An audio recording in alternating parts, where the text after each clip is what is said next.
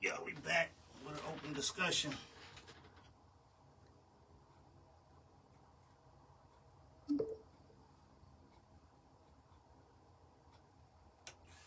Give the people some time to get up in here, y'all. Got a few things I want to talk about. A few subjects.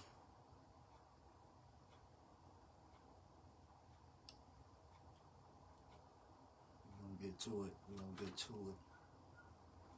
me see.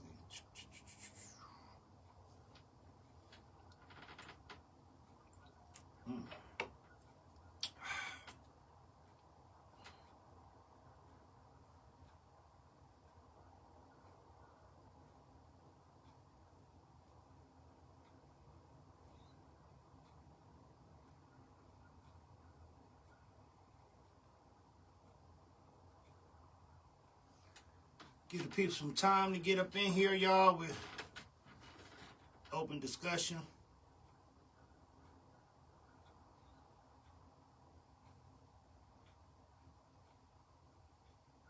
You're eligible to sign up for content monetization. Okay. Get some ads put on here, y'all. Share the live, y'all. What's up, Jamie? Got a few things I want to talk about.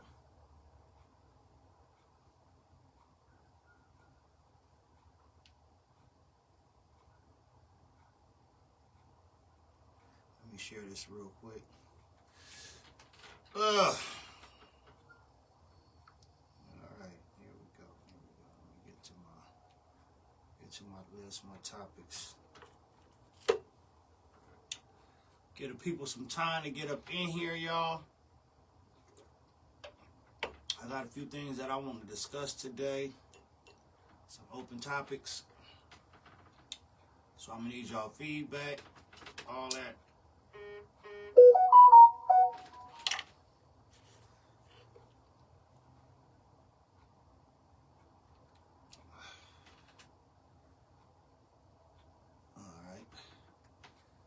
Turn my notifications off. Yeah, y'all tuning in, man. Make sure y'all share the live. We're gonna get to it. As soon as we get some more people in here, man. I got a few topics today. I ain't done open discussion in a minute, so I thought I'd do it today. You know, well, not a nice day. It's a good and rainy day. Everybody should be home. Everybody should be in the house, you know, chilling. Weather toe up out there. I'm just chilling at home, relaxing, taking a few shots.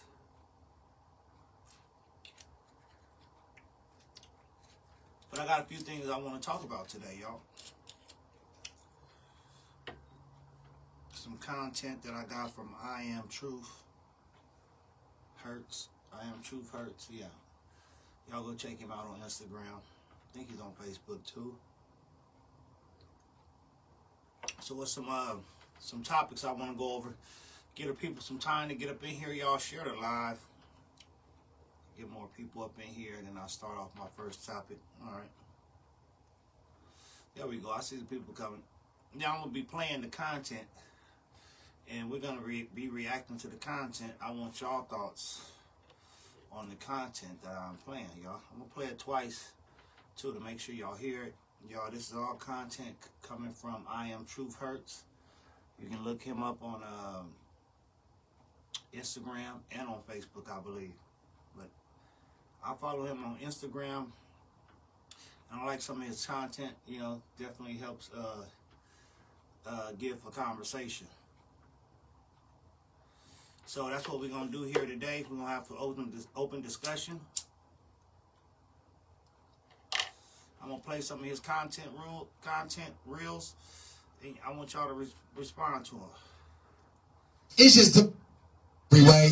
If the relationship is over, let that shit be dead and gone. You know what I'm saying? Like, if it's over, it happened. Like, you don't need to keep her in your back pocket. Because if something goes wrong in your marriage, if something goes wrong in your relationship, guess who's going to be right there with the open ear and the open pussy? Her. Right there. Oh, baby, that's what she did. She ain't got no right doing that. Well, come on over and let me rub the grays in your beard, baby, because that bitch ain't shit anyway. I told you she wasn't right for you. That's how they act. Let that shit go, bro. Lock in with your wife.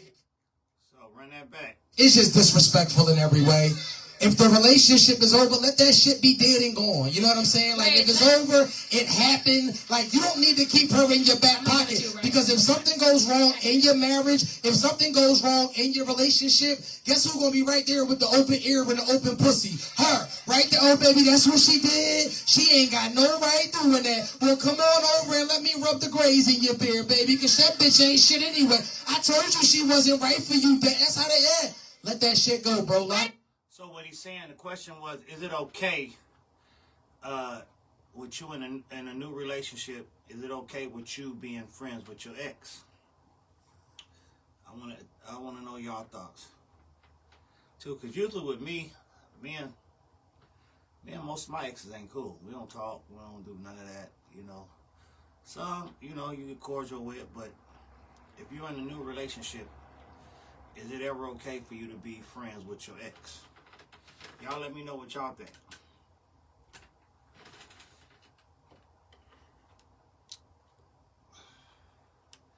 Because usually me and my exes, we end on bad terms, so we don't really be friends after that.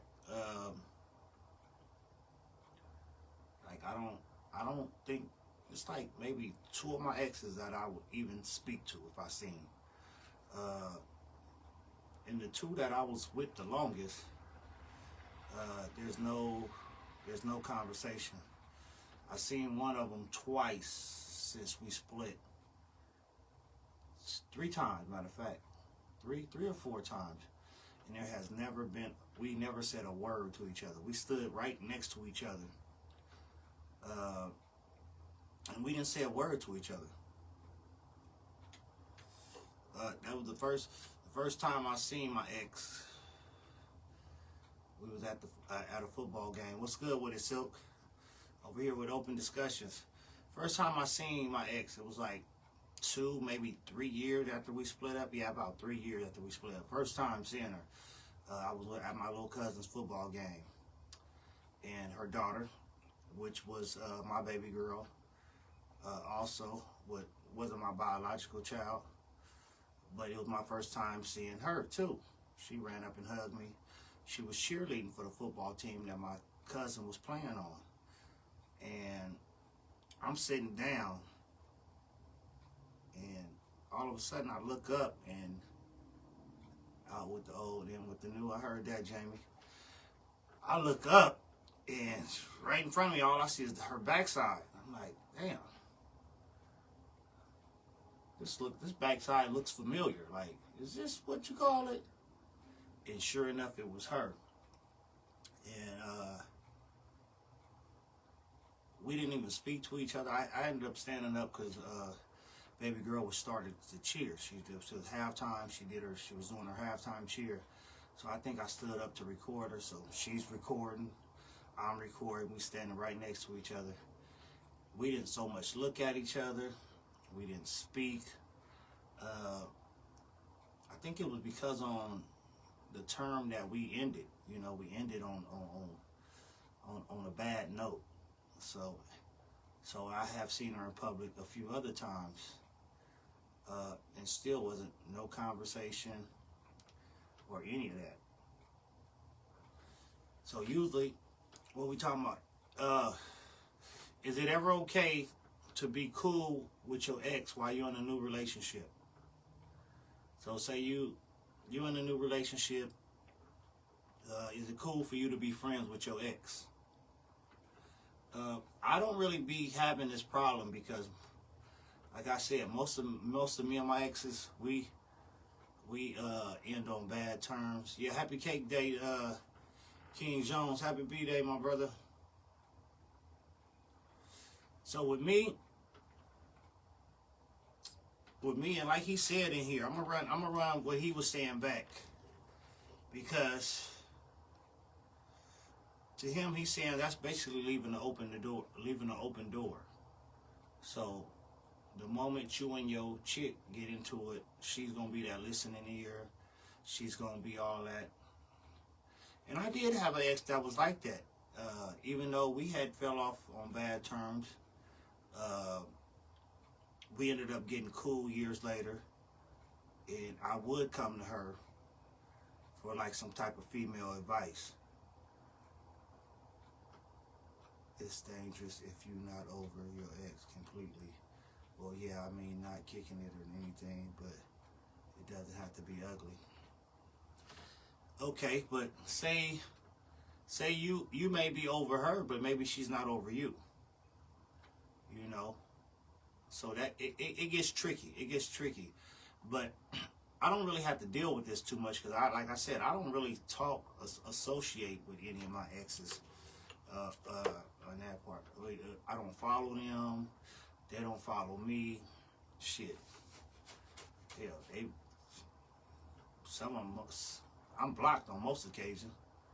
No open doors. It has to be closed all the way. I think it depends too on the outcome of the breakup. What happened during the breakup? You know, because I think some people can just, you know, realize they better off as friends than being together. And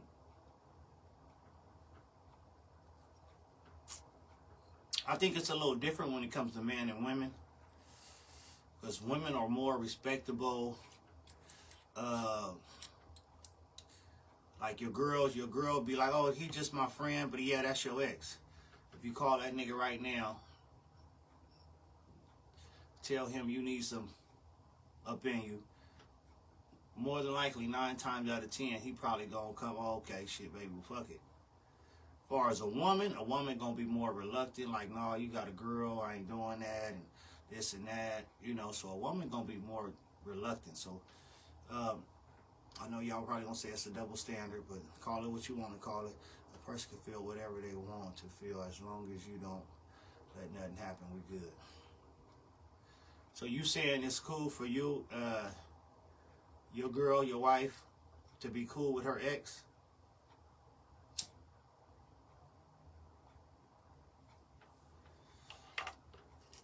I'm gonna run it back so y'all can hear what he said. Like, I'm taking content from I Am Truth Hurts Instagram page.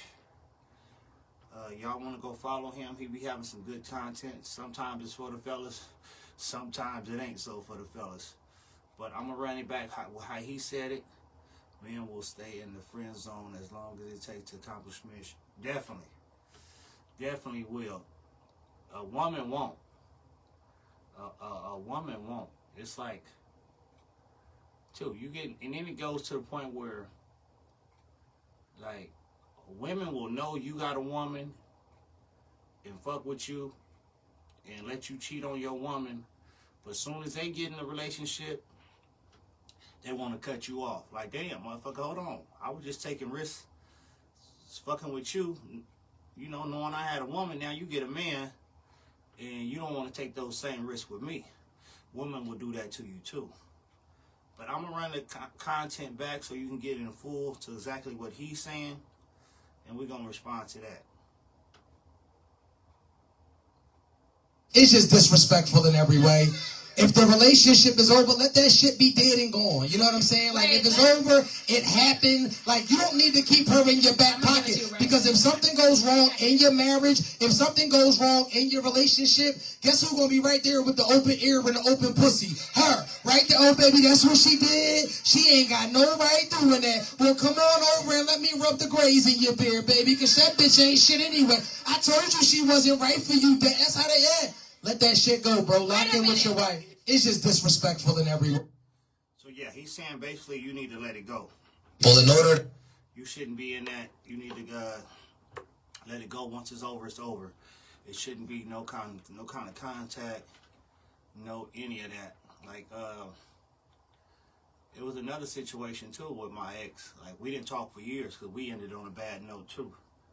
But I will always see her like at the bingo hall. You know, I'm like, oh, okay, I put her up on bingo. It kind of stuck with her. She still plays bingo because I kind of put her up on that. And after a while, after seeing her so much, we kind of got cordial. We would speak at the bingo hall when we seen each other. We would sit next to each other sometime, chop it up, but it would never be that. It wouldn't go there because I kind of knew, like, I don't like the way the shit ended. Like, she ain't for me. So I never took it there. I never, you know, we didn't exchange numbers. We didn't do any of that, but we would talk when we seen each other at the bingo hall. But it was never nothing on no extra shit. So I think sometimes it can work. It can be cool. It can be all right. Long as the feelings is gone on both parties. Hell, she knew I wasn't shit. I knew she wasn't shit. Feelings gone. I don't want you. You don't want me. We can be cordial. Not even friends. We can be cordial. Like, you're not somebody I want to call and talk to or any of that. If I see you, you know, I don't mind speaking to you or any of that. Shit, but because that's when you know the feelings is all the way gone. And the respect, like I said too, it's a double standard because a female would respect the fact that you're in a relationship. A nigga, he ain't gonna respect the fact that you're in a relationship. Not all the time. Sometimes some niggas will. Most of the time, they ain't gonna respect the fact that you're in a relationship. So what y'all feel about it? I need some feedback. Is any of y'all in here now in relationships and either y'all man or y'all woman is cool with their ex? How do you feel about that? Is that acceptable for you? Or what? Because I got another topic coming up right after this. Took down some pretty good key points of conversation, y'all. Let me see. All right, everybody's quiet today. Don't nobody want to tell on themselves today, huh? Fuck it. Leave it to Mac to always tell on himself.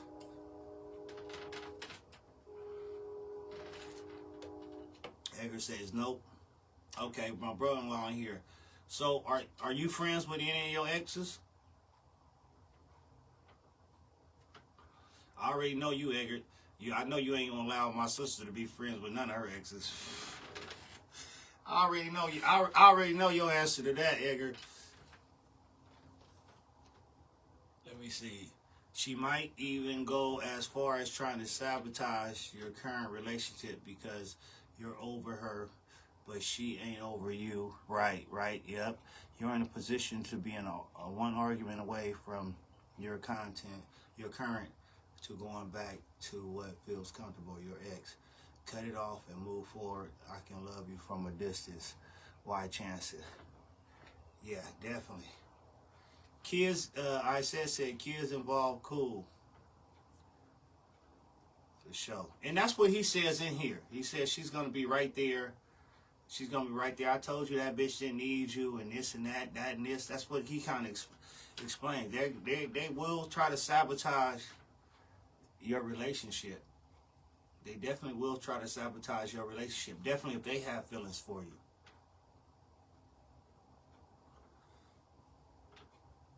The niggas will definitely do it. The niggas will definitely do it. Yeah, Edgar, I already know. I already know, Edgar. Alright, but so let me get on to this next topic. I don't want to get too deep in that. I don't want to tell on myself too much. Alright, let's go to this next. We're going to this next content. Let me see what he got to say. What's this one about? As a woman being single by choice, And fellas, if you run into these women who claim to be single by choice, especially the ones 30, 35, 40, 45, 50 that actually want a man, this is how you know that she is out of touch with reality and she refuses to take accountability. You're not single by choice if you want a man. You're single because the men that you think that you should be dating or the type of treatment that you feel like you should be getting, you aren't able to get that from the men that you actually want to date. So you convince yourself that you're single by choice because this is the thing, right? If you're single by choice, this means that even if the so-called perfect man came into your life, you wouldn't date him, but that's not the circumstances. You're single because the man that you want or the quality of man that you feel like you should be dating does not want to date you. Have you ever heard, have you ever asked a woman why she's single? And she says, honestly, I'm the problem. That's a number one red flag when you see them in their 40s. They're beautiful aesthetically. Got the job they want, got the body they want, but nobody wants you. No man made an honest woman out of you yet. Ever. No one's ever married you. And I know you're going to get the girl, oh, I always get the engagement. I'm turning the marriages down. Nobody turns down a decent situation. Nobody turns down a decent situation. There's no... All right, y'all get what he's saying on that? He's saying you damn near 50, 40 and 50s, and you running around talking about you're single by choice. Y'all, you're single by choice. Ladies do this a lot. Saying they're single by choice. But he's saying the ones that really want a man but still running around talking about they're single by choice. He's letting you know why you're single. Thing as a woman being single by choice. And fellas, if you run into these women who claim to be single by choice, especially the ones 30, 35, 40, 45, 50 that actually want a man, this is how you know that she is out of touch with reality and she refuses to take accountability. You're not single by choice if you want a man. You're single because the men that you think that you should be dating or the type of treatment that you feel like you should be getting, you aren't able to get that from the men that you actually want to date. So you convince yourself that you're single by choice because this is the thing, right? If you're single by choice, this means that even if the so-called perfect man came into your life, you wouldn't date him, but that's not the circumstances. You're single because the man that you want... I like what he's saying by that, too. For the woman out there talking about they're single by choice, let that perfect man come around and you would date him. So that doesn't make you single by choice. That makes you single because you ain't able to get the man that you feel that's up to your level, that should treat you like you want to be treated. So they're getting it misconstrued with single by choice. So that's what he's breaking down with it. Like if you 40, 50 and you still single, and you know it's something you need to question yourself with. Like, why ain't nobody wifed you up yet? Why ain't nobody did this? You fine, you got a good job, you got a head on your shoulders. It may be something about you that a man ain't wifed you up. Or maybe it's you're not able to get the man that you so desire. So what y'all think about that? Let me see. Thing as a woman being single by choice. And fellas, if you run into these women who claim to be single by choice, especially the ones 30, 35, 40, 45, 50 that actually want a man, this is how you know that she is out of touch with reality and she refuses to take accountability. You're not single by choice if you want a man. You're single because the men that you think that you should be dating or the type of treatment that you feel like you should be getting, you aren't able to get that from the men that you actually want to date. So you convince yourself that you're single by choice because this is the thing, right? If you're single by choice, this means that even if the so-called perfect man came into your life, you wouldn't date him, but that's not the circumstances. You're single because the man that you want or the quality of man that you feel like you should be dating does not want to date you.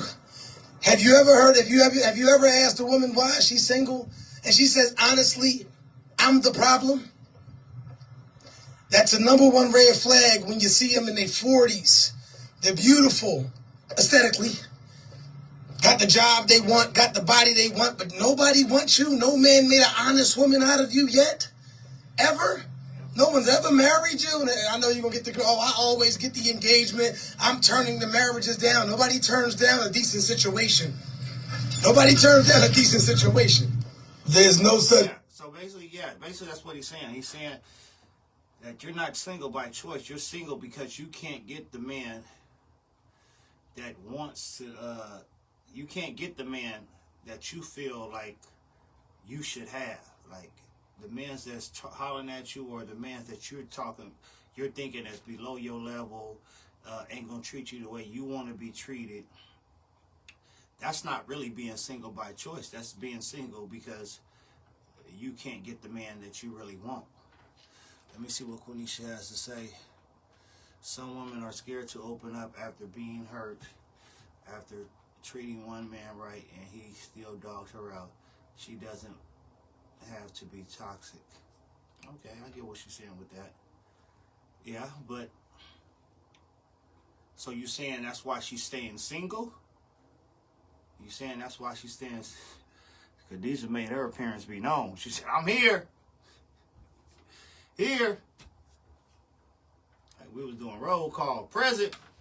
So you saying, so I'm going off Cornisha's comment. Some women are scared to open up after being hurt, after treating one man right, and he still dogged her out. She doesn't have to be toxic. So that puts you into a mode of wanting to be single by choice, because there's plenty of other guys. It's gonna take at some point in time you're gonna have to open up. So does that make you single by choice because you're scared to open up? We're going over open discussions, and I'm gonna run this back for you, Khadijah, because I'm taking content from I Am Truth. He's a content creator on Instagram. He's talking. We're gonna run it back. That's still a choice not to settle for what you don't want. But if you can't get what you want, that's really not single by choice. It's just basically you can't get what you want. So that ain't really by choice. If you want a man, single by choice is like ass backwards. No, you want a man, you ain't single by choice. You just can't get the man that you want or that you feel that you need. Let me see, King Jones said, fireproofing your relationship is something those involved do. The Bible says no weapon formed against me shall prosper. It doesn't say that weapons won't be formed. If I leave doors open, I'm setting myself up. Can't have one foot in, one foot out. Okay, he's still on the being friends with your ex. To attract the type the type you desire, you must make changes. Clearly you aren't ready for something different if you constantly do the same thing.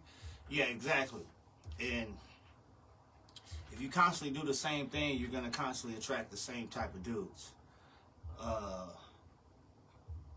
And maybe those dudes aren't the dudes you want, but you're still doing the same thing. And so you're getting those same type of guys are always going to come around, always going to be around you, because you're being that same type of woman.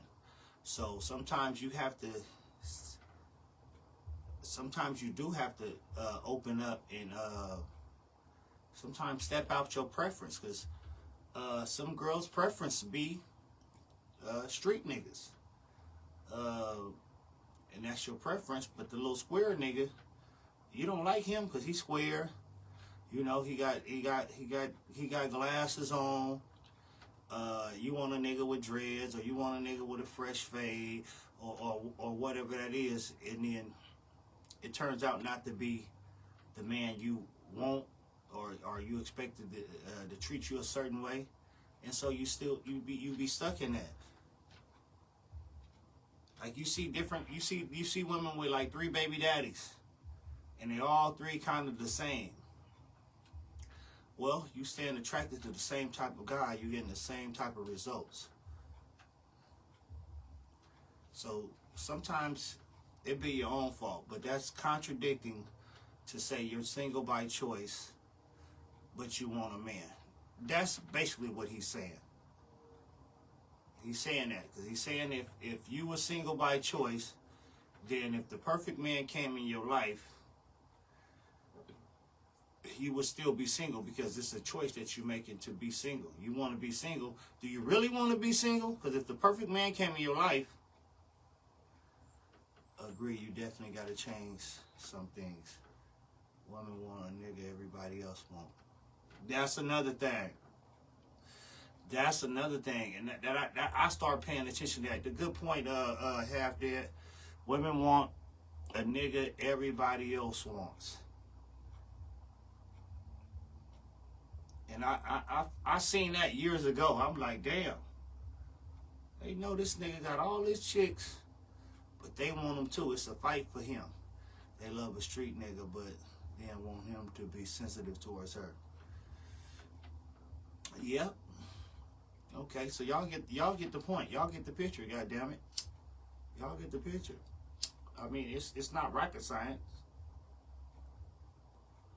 It's not rocket science at all. So I definitely have self-love. You have to. I definitely feel y'all on that.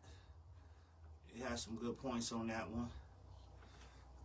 Let me see what the next reel's about. Let's see, cause he got some good reels on here. I saved a couple of them that I wanted to talk about that I thought would be good for good conversation.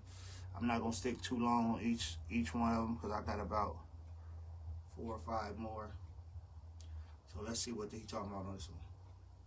The safe space to come to you, so-called woman to woman, to talk to you about your man. Because she didn't come to you woman to woman when she was entertaining him. She didn't come. Hold on, let me get to that comment. Paul said they want a nigga they can fix, charge, or show off. I agree with that. And usually that ain't the nigga that's really right for him. I had to change a lot about, Quenisha said I had to change a lot about myself. I had to go into deep prayer and ask what I needed to change. Yeah. Huh? Hold on, y'all.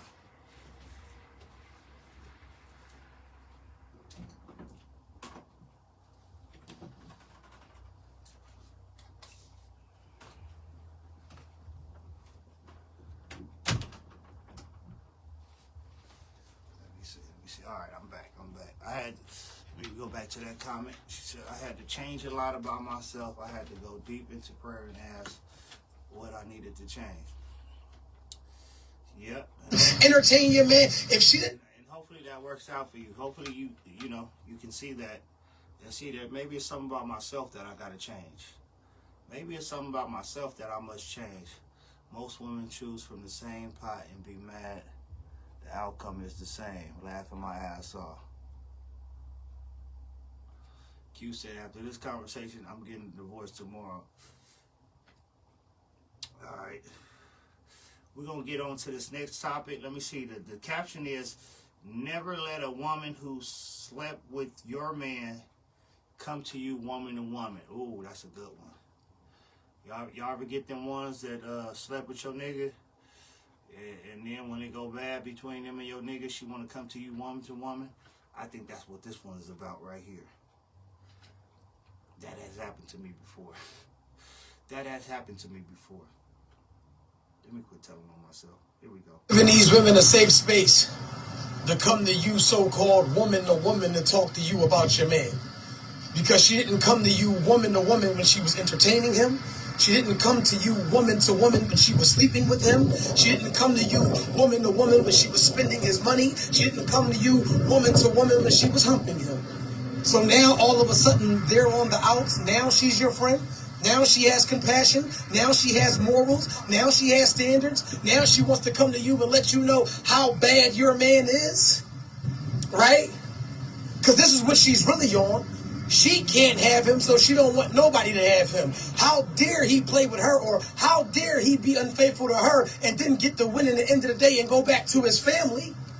She's a suicide bomber. If any woman is coming to you, woman to woman, that has slept with your man, entertained your man, if she didn't come to you, woman to woman, the first advance that he made to her, she's no woman at all. She's a devil in disguise. She's an opportunist. She's opportunist. She was secretly wishing and hoping that she could take your man, and it didn't work. So now she don't want you to have your man. Exactly. That's how it happens. She secretly wanted to take your man. When she seen it couldn't happen, now she want to come to you woman to woman. Now she want to come to you woman to woman. After she done slept with your man, done all this to your man. Like, I was in a situation. And the chick told the other girl, oh, I used to be mad at him because I was wondering, like, why he gonna do you this way and why he gonna do you that way. No, you wasn't. No, you wasn't. You thought you was gonna get me. This has happened a couple times too. You know, I come from the player world, so I can admit this happened to me a few times. And the woman the side woman would try to come woman to woman. After she realized, you ain't gonna get it. You know, so, because if she really wanted to come to you woman to woman, she would have came to you from the start. And they usually don't come to you woman to woman until they get into it with the nigga or any of that. How do y'all feel about that? Am I the only one telling on myself? Has that happened to anybody else?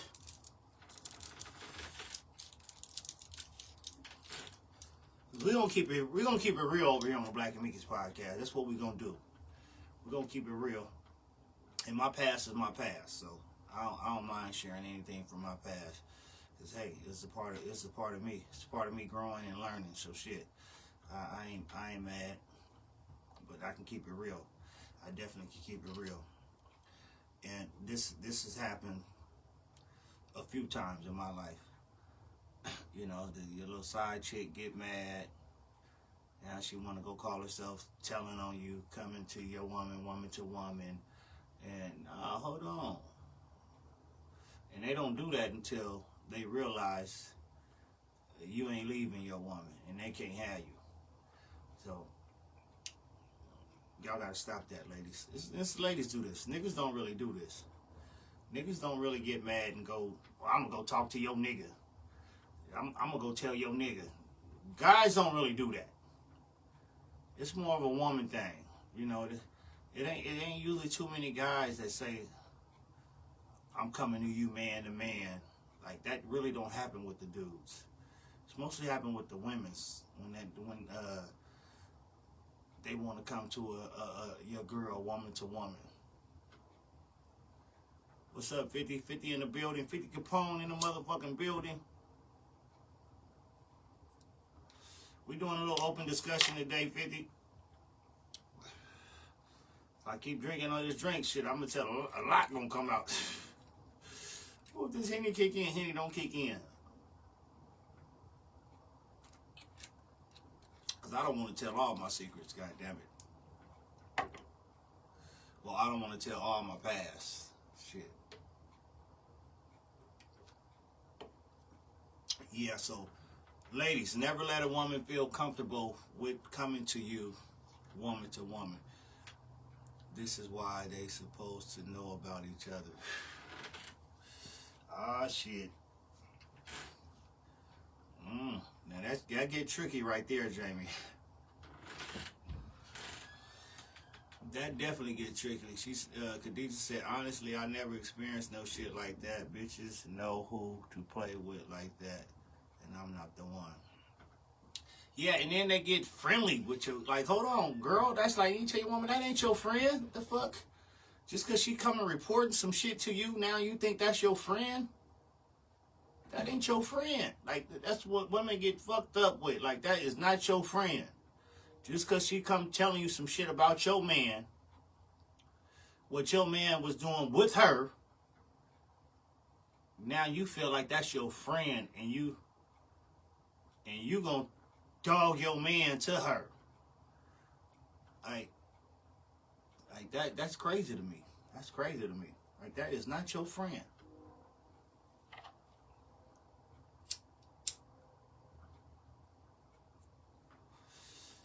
But ladies, it happens a lot. It happens a lot. Khadijah, you may have not experienced that. Exactly. We ain't friends. Thank you. And even when your chick, even the side chicks need to know their place. Because even when your chicks find out, facts, I've been told, man, the ex-wife and side chick even sat and had lunch together. And, hey, this didn't happen to me where they tried to set me up. They tried to set me up. It was my ex finding about. It wasn't the side. Hold on, let me read this comment real quick. Now I'll tell my story.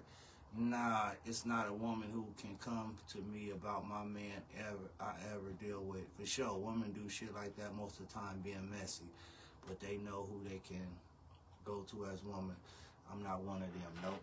I'm not one of them. Dope. No, for sure. Like, I'm telling you, my ex found out about this chick, a little side chick, a little money grab for me. She tried to set me up with the chick. She told, because she was doing daycare. She told the chick to come over and act like you're trying to sign up your kids for daycare. And we're going to see the look on his face. And the little money chick, she played like she was for it. But she came and told me. She came and that's trauma bond, not a friendship. Thank you. People don't understand trauma bonds, and you need to understand why we connect with each other. Yeah. So she tried to set me up, but the little side chick came and told me about it. She was like, "Oh man, your girl's trying to get me to come over and do this wooty woo wooty woo." I was like, "Oh, thank you." So that didn't work. I was up on it. All right, that didn't work. She wasn't down for it, and I let her know she wasn't down for it. I told my chick, "Yeah, I heard what you was trying to do. You think she wasn't gonna tell me, motherfucker?" So 2 weeks later, she tried it again with the same chick. I'm like, what is wrong with you? Like, you think this girl's your friend? She just told on you already what you was trying to do. You know she told me already what you was trying to do. And you gonna try to run the play back 2 weeks later, the same play with the same person? Like, what? Like, you shouldn't have trusted her at all when she came and reported to me the first time. So you should have cut all communication with her. Like, you should have been mad at her. Like, bitch, you done fucked up my whole play, bitch. Like, what the fuck is you doing? Like, nigga, I wanted to catch this nigga up, and you done told this nigga. Why would you think 2 weeks could change her mind where you could do it again? I don't understand this shit. I don't understand it. The girl knew her role. She knew her role. So she knew about you. She knew her role. So she wasn't going to fuck up what we had going on for you, because let me take another shot. So yeah, that shit be crazy to me. But this is shit females do. Niggas don't do this type of shit. Niggas don't do this shit at all. Or not niggas I know. I don't know. Maybe y'all can tell me some stories about some niggas doing it to y'all. But I don't know. I ain't never called nobody and try to connect with no nigga and be cool with a nigga to get some information about what was going on with me and what was you doing with my chick. Nigga. No, I ain't being cool with you to get some information on my chick. Hell no. Nope. No, sir.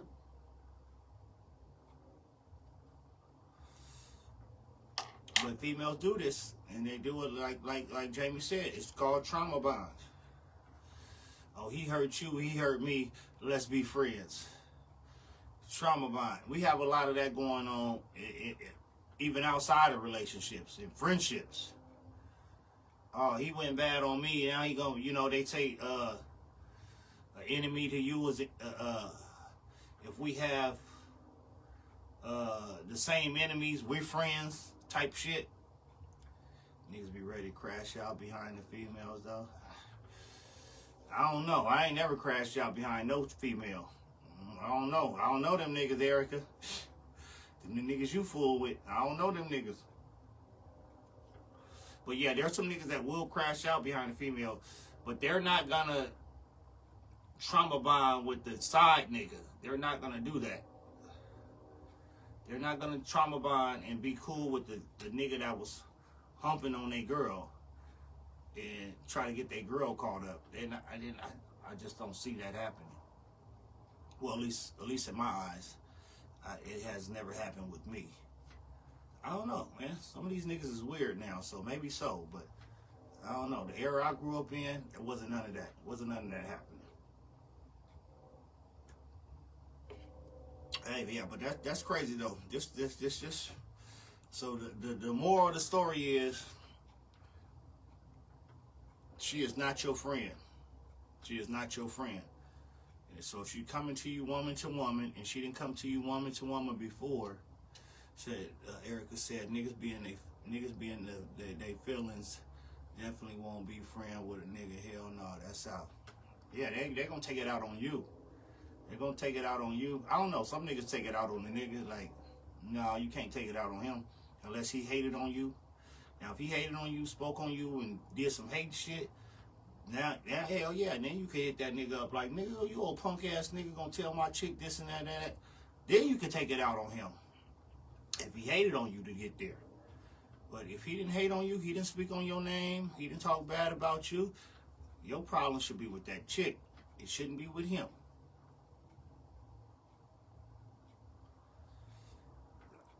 I experienced some shit like that too. I ain't gonna say too much about that though. But yeah, I experienced some shit like that too.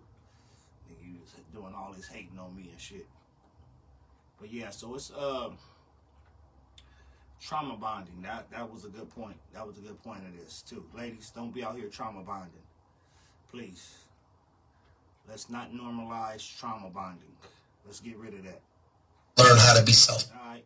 Let me get to the next content we have on here. 1, 2, 3, 4. Alright. We're gonna see what he's saying, y'all. And this is all content coming from I Am Truth on Instagram. He's a content creator. He speaks a lot about relationships and different things, y'all. And I follow him on Instagram. Y'all go follow him.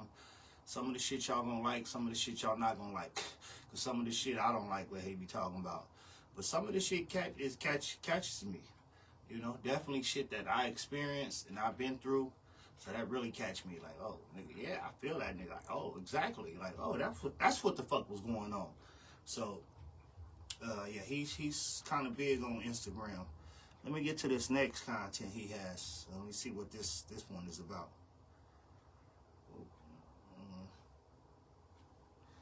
Oh, yeah, this should be a good one. There is no such thing as cheating while you're separated. Let me cook for a second. If it happened while we're separated, it doesn't count. There's no way that you can hold me accountable for being separated to you and the things that I decide to indulge in. Let me cook for a second. A lot of y'all be indecisive about the relationship. There's no such thing as a break in a relationship. There's no such thing as being separated in a relationship. Once we are separated, we are... Let me stop that right there. Because that's a key point. That's something I was dealing with one of my exes a while back. And my cousin was like, oh, y'all just need a break. Nigga, ain't no break in no relationship. What the fuck? A break? Ain't no break in no relationship, nigga. This nigga told me, my male cousin told me, oh, y'all just need a break. Nigga, ain't no break. Nigga, if we break, I'm breaking wide. Nigga, what the fuck you mean a break? Nigga, if we break, trust me, I'm doing my Dougie. And that's not cheating if you're separated. That's what he's saying. There's no such thing as cheating and you're separated. So if we was together and we split up for a time, don't be mad at what I did in between that time. That has happened before to me too. Separate, not together. That's exactly what that means. A break, separation, that means we're not together. Put on pause, put on hold, no. Because time waits for nobody. You can't put the clock on hold. You can't put time on hold. Hey, if you want to separate, you want to do all that, don't get mad. Don't get mad if somebody else come in the picture. And now you mad because, oh, you was doing this one. Facts, I don't do breaks. If we over, we over. Yeah, exactly. And you know, so, and that's the thing too. I think women do breaks more than dudes because most cases, the old school women, I think, then I can't say that because these new women, this new generation women be kind of different. They move on like real fast, like a motherfucker. The old school women with the morals and shit, it'll take them a while after a breakup to move on forward to somebody. They can go a year, they can go a couple years. Not niggas. Shit, we split up, shit, we probably going 2-3 days. But a woman that was really in love, she will wait. It will take her a long time. She will heal. She will try to heal first from whatever she was going through. Niggas, we don't give ourselves time to heal. We just go to the next. And then sometimes that be the reason why the next don't work out. But yeah, so I don't believe in breaks. I don't believe in or none of that, because if trust and believe during that break, I got all this time, like it'd be a few years, not gonna lie. Yeah, some women do that. It'd be that. That's the ones with the old souls, you know. These new generation women, it don't be that. As soon as they split up, they announcing on Facebook, I'm single. Like, the fuck we need an announcement for that for? That when people post I'm single, that's to let everybody know. Come shoot your shot. Come shoot your shot. Now, you ain't gonna find nobody, no old school woman like that gonna post I'm single. She gonna heal on her own terms. She don't want to deal with nobody. She don't want to be a part of nobody. She's going through something. She's going through a major breakup, and her heart is still hurting. So let me run that back. Let me let him finish all the way through. I cut him off on that one, but I wanna run that all the way back. 1, 2, 3, 4. I think it was this one. Was it this one? No, not that one. The only Not that one. It was this one. 1, 2, 3, 4. Here we go. I got it. thing is cheating while you're separated. Let me cook for a second. If it happened while we're separated, it doesn't count. There's no way that you can hold me accountable for being separated to you and the things that I decide to indulge in. Let me cook for a second. A lot of y'all be indecisive about the relationship. There's no such thing as a break in a relationship. There's no such thing as being separated in a relationship. Once we are separated, we are officially single. And I don't care if you're married. I don't care if you've been together 10 years. You should never give anybody a safe space to criticize or hold you accountable or make you feel bad because you made a conscious decision to do something while you were separated. We are not together. What's the opposite of being together? I want everybody to repeat. What is the opposite of being together? Separation. When we decide to take that leap to leave the home, when we decide to take that leap to need a break in the relationship, at that point, we are not together. And I know what you're thinking, right? Because this is what usually happens in a separation. One person is sitting around waiting, hoping that the relationship is going to get fixed. And probably the other person is running around actually enjoying their freedom. So the next time you think about taking a break or being separated.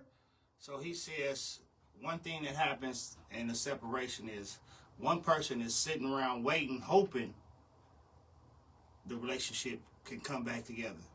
The next person is out enjoying being single. Hello, I'm the next person. I'm the next person. That's him right here. If we separate, we taking a break, I'm not going to sit around being sad and being, you know, and like, I'm going to get out and enjoy life. You know, life moves on. Like, life moves on. And if it moves on for you, If it moves on for me, however it goes, it moves on. So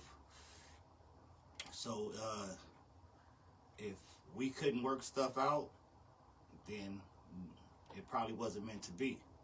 Now sometimes, you know, sometimes people do break up and get back together. And it's wonderful. Sometimes it happens. People will break up, they get back together, and it's wonderful. Maybe things will get better because we know, hey, you can lose this person, or they know we can lose each other. So stuff works a little bit better the second time around because they know, like, you know, like a lot, and it comes on a lot of dudes. Let me get at the dudes for a minute. We always think our woman ain't going nowhere. We think that, oh, she ain't going nowhere. I'm going to do this, I'm going to do that. She ain't going nowhere. We think that until she goes somewhere. And now we hurt. Now we fucked up. You know? Said them bills. Definitely. And a lot of dudes do that. Let me see them. Khadijah said, nah, once we over, I cry my little tears and it's a wrap. I don't go back. If you do, there is always trauma because niggas done did some shit. Well, you saying there's drama because niggas done did some shit, but if they did some shit while y'all was separated, you can't hold them to the shit that they did, though. You can't hold them to that. So, I used to say I don't go back either until I started going back. I used to say that myself. I don't go backwards. If I'm done, I'm done. That was during my younger days. Now nigga older, like shit, god damn it. I might need to make this right. You know, so. But at the same time, during the separation, you can't hold them accountable for what they did while y'all was separated and y'all got back together. You know, whether it was 3 months, 2 months, a year, they had that freedom. You gave them that freedom. And it's usually the person that's separated, that want to separate, that want to break up, they get mad. That a person that went out and done his Dougie. Yeah, you cut me off. Sometimes it's the other way. Sometimes it's the other way around. But that's life. And like I said, with relationships, there's no such thing as breaks. There's no such thing as separation. I mean, if that does happen and y'all get back together, it could work for the better. That has happened to me before too. All right. Let me see. Khadijah said, oh, that's a known fact with me. I don't go back. But you right, you can't hold them to shit they did when y'all were apart. Exactly. Alright. Damn, that's hard. That's some hardcore shit, Khadijah. Bills keep people together a little longer these days. Yeah, they definitely do. Like, damn, I can't pay these bills by my goddamn self. I need him. And sometimes it doesn't, though. Khadijah, I think you said you was you're getting a little older now, probably. So probably sooner or later you probably gonna go back. You saying you don't go back, and that's a known fact about you. But sometimes that shit changes. That used to be a known fact about me too. But I got a little older. And shit started changing. Like, you know, you ain't got it like you used to have it. Shit. You know. You ain't that little young tender no more, girl. Shit, sometimes you might have to go back. What's up, Box? So, you know, life changes. It don't always be the same. You could be away when you're in your younger days. Like, I went through some shit, and my folks like, oh, this ain't the Mac I know. Like, nigga, fuck that bitch. Go knock another one. Like, nigga. I'm like, but I love her. I care. Like, nigga, that ain't never been Mac. What the fuck? What's going on with you, nigga? Wake up. Shit changes. I'm older.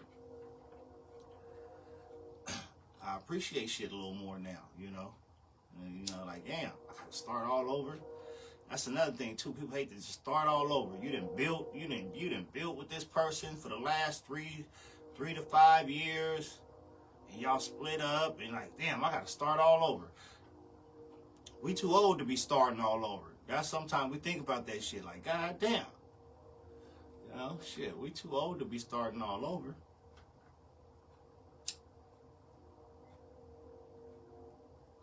Because there are going to be problems in every relationship, even if you start all over. Yeah, the start over is going to be fun. Hold on, let me read hers. She said, bills and finances shouldn't keep a relationship. It'd be hard, yeah, but nah, if it's over, it's over. And I'm a shit, gotta figure it out. I'm going to be gone. Yeah. That's kind of easy to say.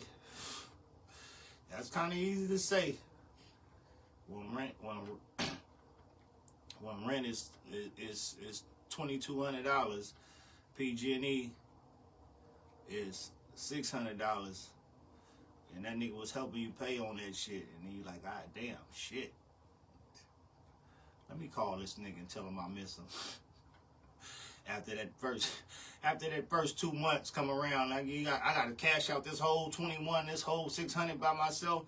Let me let this nigga know I miss him. Shit. Right now we're talking about damn, what was the topic? Hold on, let me read some of these comments real quick. Khadijah said it's because I was in a long-term relationship. Once I ended a long-term relationship, believe me, I tried. I do all I can before I go, but I feel some people are worth going back to. But I feel some people are worth going back to. Definitely is. Yep, sometimes it be like that. Erica says that's that part. Oh, it's that part. The starting over is the whole ass process. And now in today's saying world motherfuckers don't know how to even date properly for reals. And two, when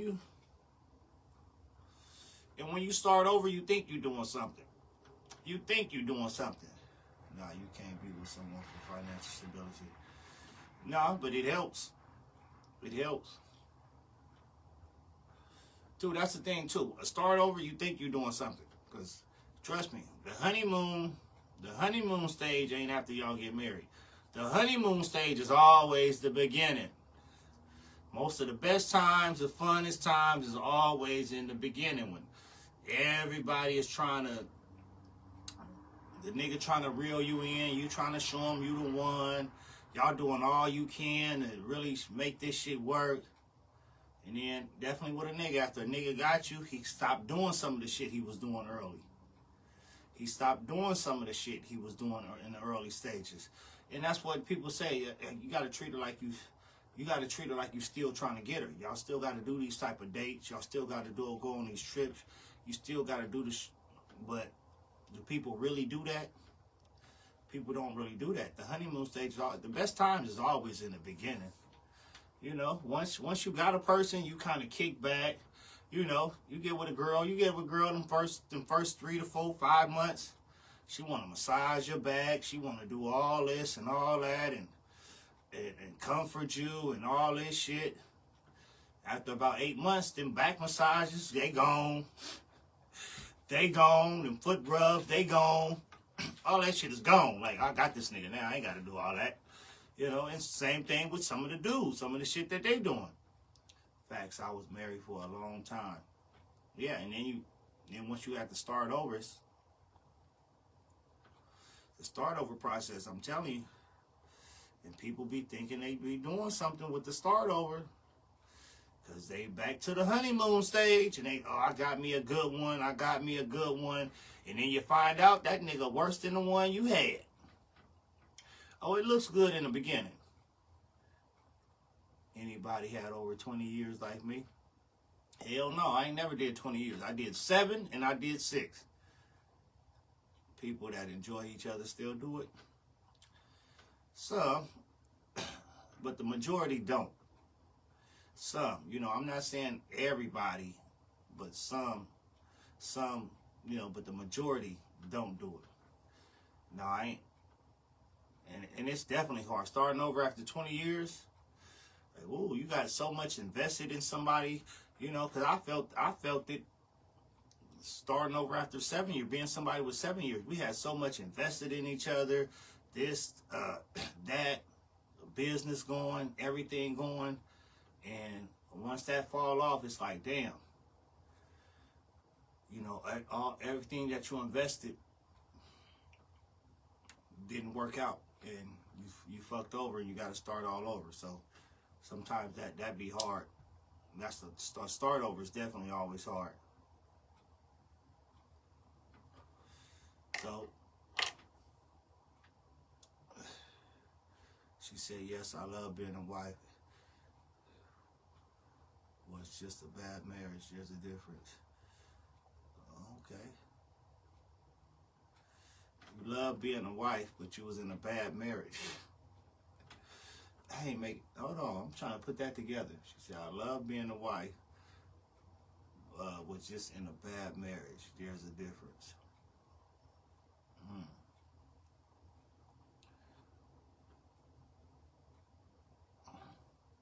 Well, I guess the best part of that is, like, you didn't let a bad marriage stop you from loving to be a wife. I guess that's the good part about it. But if I was in a bad marriage, I don't think I would love being a husband. Like, man, I hate this shit, man. Last time I was married, it's like, I don't think I want to get married again. I was just about to say that. People that enjoy each other still do it. Those are new people that just came in. We're going over this open discussion. We're talking about some content. My husband was abusive. Yeah, so that, you know, if you're dealing with an abusive husband or even an abusive wife, that's never a good marriage. And that's kind of crazy. So let me get to that. Let me ask that. Why do people stay in abusive relationships? And I hope this don't strike a nerve with you, I said, but I'm just curious to know this. He spoke, hit me, and was verbally abusive. I don't understand. He spoke, hit me. What's that mean? He spoke, hit me, and was verbally. So was it physically abusive or verbally abusive? And which is worse?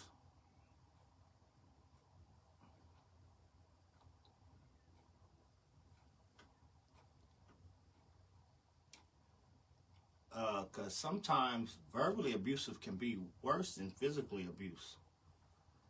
And that's why I have never been in a physical relationship. Because, hell, I feel like if I punch you in your eye and black your eye going to be black for 2 weeks. And then you're going to be all right.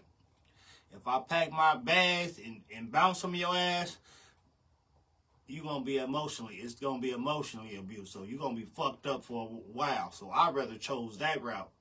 Again, trauma bond, it's all they know. So that's why I never did the abusive shit. Because I said, shit, nigga, if I hit her upside her motherfucking eyeballs, her eye going to be black for 2 weeks. But if I leave her ass, she gonna be hurt for a long time, way longer than 2 weeks. Neither trumps the other. Okay, they both bad. I stayed because I made a commitment, and I have a child. It was a hard decision to leave. Both verbally and ooh.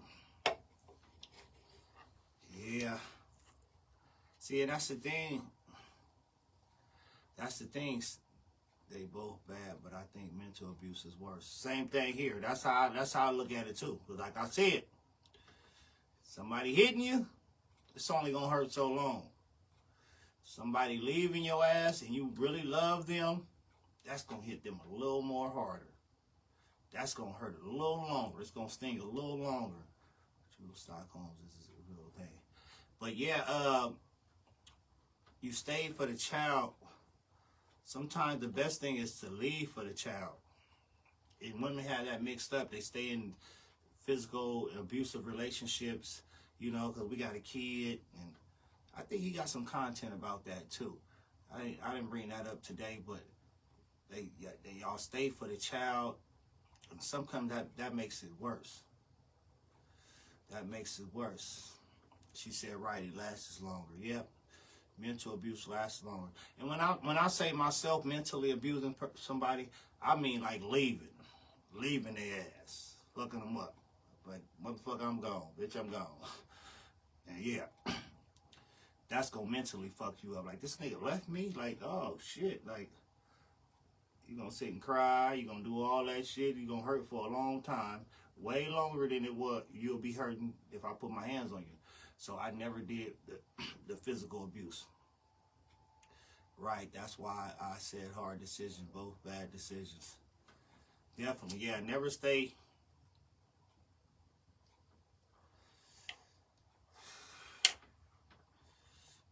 Never stay in a abusive relationship. Hell, stay for some money. Shit, if the motherfucker rich, it's a little more understandable. Motherfucker millionaire, and I'm not condoning this. I'm just being entertaining. Motherfucker millionaire, he bust you in your eye, cuss you out a little bit, but you know 2 weeks later, it's gonna be 500,000 in your thing, man. Maybe.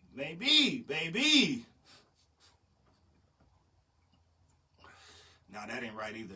But yeah, if you gonna stay for anything, stay for a bag. Shit. I agree. That's why I left. I didn't want the child growing up seeing abuse. I have 2 boys. I don't want them to grow up and abuse women. Yeah, cause well, that's what people say. I don't, there's no scientific facts on that. They say, oh, if they see this, kids see this, they gonna think it's okay.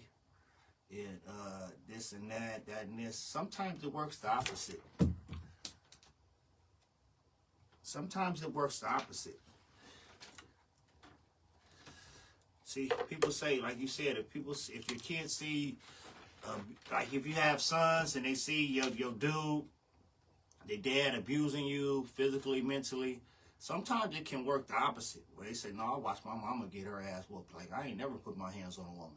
It can work the opposite sometimes. It ain't just got to be like, oh, I watched my dad do it, so this is like the way to do it. This is what you're supposed to do when a woman get out of line. It could go that way, but also it could be like, nah, I watched my mama go through that shit. I ain't never gonna do that to my woman. I seen the way the hurt it put on my mama. So don't always look at it like that. Easier said than done. I help friends get out of abusive situation. When it happens, I stayed for a while. Yeah, that's the thing too. You be like, girl, you need to leave him. He shouldn't be doing that to you at the same time you at home getting your ass beat. Like, and you ain't left your nigga. Like, you know, so don't be that friend either. Don't have your, like, if you sticking through it, she may be deeply in love and love blind too. Yeah, my son is not with the shit. You know that, Kadisha, LOL. Yeah, so it don't always work like that. I hate when people put that stereotype on shit. Like, they watch, you know, kids see you doing this, they think that's okay. Sometimes it goes different. It goes different, you know. I watch my parent be on drugs. It didn't give me the thought the drug was okay because I watched my parent do it. It gave me the thought where that's the reason why I ain't never touched a drug. All right, sorry, Wi-Fi tripping. We back though. Wi-Fi tripping. It's raining and shit, fucking up the Wi-Fi. But yeah, too. So sometimes it works out. It works the other way, you know. And that was the best thing for me in life, seeing my parent do drugs. That's the main thing that made me not ever touch a drug. Well, I can't say touch it. I sold drugs when I was younger. But as far as doing drugs, that was the reason why I never did it, because I watched my family, people close to me doing it, and I seen what it done to them. So that was the main reason why I never even popped the Theus pill. So I'm glad I went through the era that I went through and seen all that shit, because it helped me.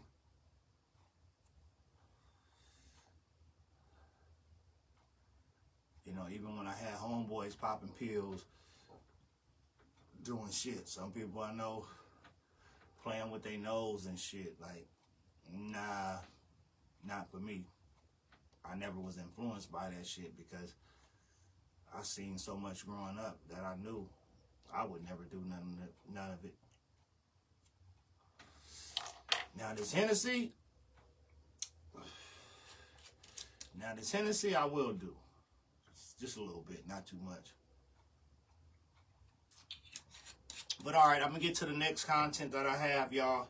Like I said, I'm taking content from I Am Truth. He's a content creator on Instagram. He has a lot of good content. 1, 2, 3, 4, 5. So let's see what he has to say. Give us a new topic, y'all. Here we go. You got to break up with the kids, too. Unfortunately. And there's going to be a lot of people that get upset about this post, but if see, this one hits me close, and it kind of hurts me right here, because I've been through this. Up with the kids, too. Unfortunately. And there's going to be a lot of people that get upset about this post, but if you were in a relationship with somebody, and the kids aren't biologically yours, and I get it, you grew a connection with these kids, and I get it, you have love for these children, right? When the relationship is over, unfortunately, if you decide to get in a relationship with somebody else, you have to break up with the kids too. And I know what you're thinking. Maybe it's petty. I know what you're thinking, that your new partner should be understanding of the relationship that you have with a kid that's not yours, right? But it's disrespectful, and it just looks funny. And the way that things are perceived when you are in a relationship mean everything. Whether you are right, wrong, or indifferent, it just feels inappropriate in every way. So when you break up with these women or you break up with these men, right? Sometimes you have to break up with the children too, because that partner that you used to be with, some of these people use this as leverage. Some of these people use this as a way to always have you in relationships full of dysfunction, because they know how much you love the kids. They know what the bond was with the kid. So what do y'all feel about that? Because they're saying, you know, when you break up in a relationship, you got to break up with the kids. That's not biologically yours, but you help raise them. He's saying it's actually disrespectful. He going off that comment. He said, I said I don't do it, but I seen it. Oh yeah, women. He said sometimes them ghetto women want their ass beat. It's a form of love. Right, definitely right. I seen it. They like that shit. I don't mean it in a freaky way either. I mean it. They like that shit. Sometimes they are fine with that shit. But on to the new topic though. So breaking up, when you break up from a relationship, breaking up with the kids, well, he's saying it's disrespect towards your new relationship. And he's saying, I know your new relationship should respect the fact that basically it's not your biological, but you raised them like they are your own. How do y'all feel about that? Because I experienced that.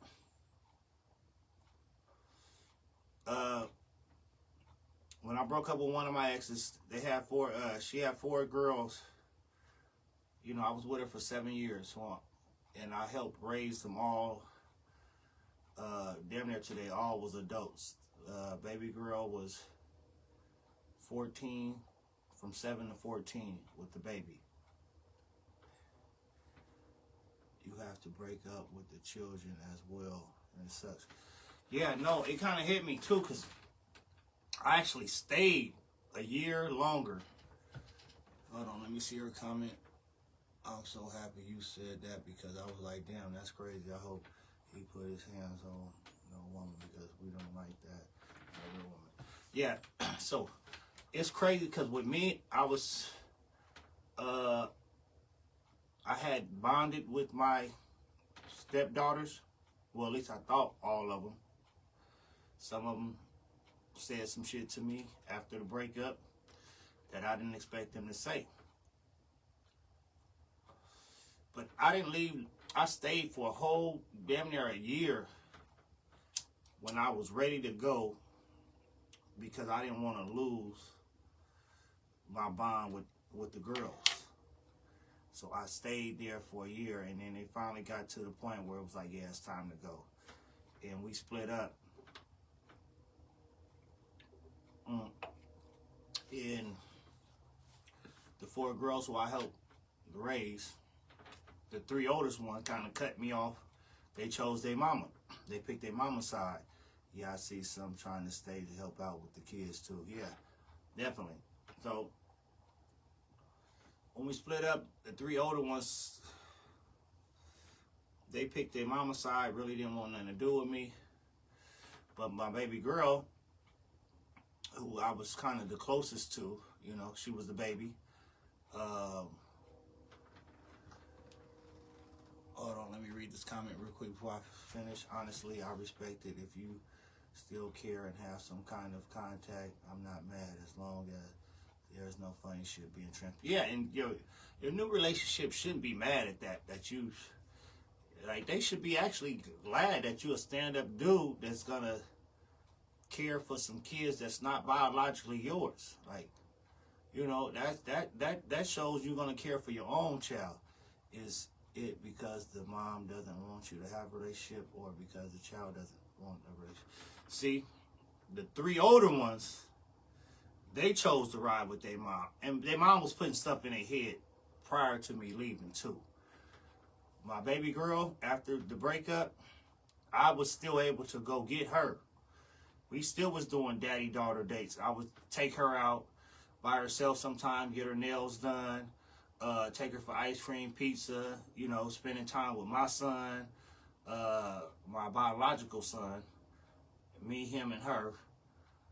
But after the mom got a new dude and shit, like after 6 months of doing this, after the breakup, like for some reason, all of a sudden, the connect stopped with me and my baby girl. Like, I quit getting the text backs, I quit getting my phone calls, quit getting answered.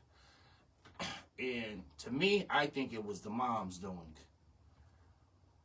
Because 2 years later, 2 or 3 years later, when I finally seen my baby girl again, she ran up to me and gave me the biggest hug. So it hurt me that, you know, that I did lose that bond. It hurt me. Still hurts me, you know. I still miss the girls to this day. I've only seen the older ones a couple times. The oldest I ain't seen at all in 7 years. Never seen it. I seen the 3rd oldest for the first time a couple weeks ago. She didn't speak. I believe I only seen the 2nd oldest a couple weeks ago. Maybe one other time before that, but she hasn't spoke to me. But baby girl, she was working at a restaurant that I used to go to all the time, Applebee's. We talked all the time. She came up, gave me a hug, and even still with her friends, her co-workers. They was like, "Who is that?" And she was like, "Oh, that's my stepdad." And it really brightened me that she still referred to me as her stepdad. So that was still touching for me, you know. And still too, she got a new job. I see her at her new job. Matter of fact, on New Year's, I seen her at New Year's at her new job, and they were charging to get in. You had to have wristbands. She wouldn't have got me a wristband. And then I told her I had people in the car. She wouldn't have got more wristbands for my people in the car. So the love is still there. But then I seen her a few weeks ago with her sisters, and it wasn't no conversations. I mean, I don't know and I didn't want to put no pressure on her because I know she would have spoken. She was by herself, but she didn't come up to me and speak then. And, you know, and I'm like, okay, she with her sisters. Maybe she don't want to, You know, I don't know. I don't know what it is. But so how do y'all feel about that being, would y'all allow y'all men to have contact with a child that wasn't biologically his, that he helped raise, or would y'all see that as a problem in y'all relationship? Like, oh no, nigga, you know.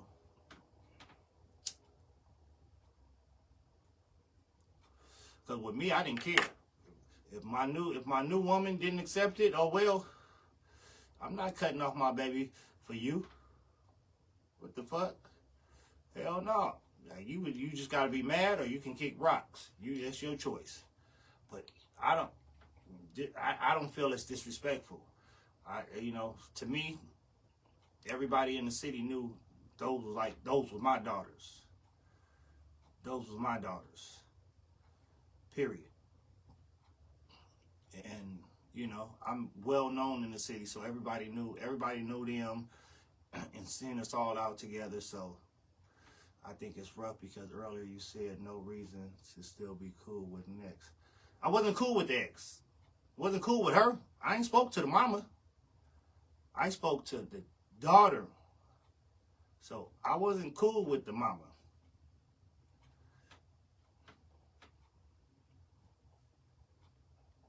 Originally, I was cool with the mama. I would hit the mama up like, can I come get, I don't want to say her name, can I come get baby girl? And it was cool. It was cool for the first 6 months. She may be doing the same, and that means the kids are collateral damage. No, but she still, and the crazy thing about it is the mom still, that's something I personally wouldn't interfere with. Thank you. And it's crazy because the mom still, she posted, when my son's birthday comes up, she posted his pictures, tell him happy birthday on Facebook and all that stuff. If she see him, she speaks to him. He talks to her. He respects her. And all that. So it's like, damn. You can still be in communication with my child, but I can't be in communication with your child. And I'm closer to your kids than you are to my child, because my child didn't live with us. He just came over every other weekend. I had him every other weekend. He came over every other weekend. But I'm there every day with the girls. Take them to school, drop them off to school, pick them up from school. We was all doing football. I coached football. They was cheerleading. One year, my baby girl actually even played football. My son was playing too. So it was like, how's it cool that you still cool with my son, but it's a problem that I'm cool with the girls? Now, the older three, they said what they said. They chose sides, understandably. I ain't mad at that. I am kind of mad. I'm hurt. I was hurt by it. Definitely by a text from two of them. Like, really? Like, So I was hurt by it because I really love them like my own child.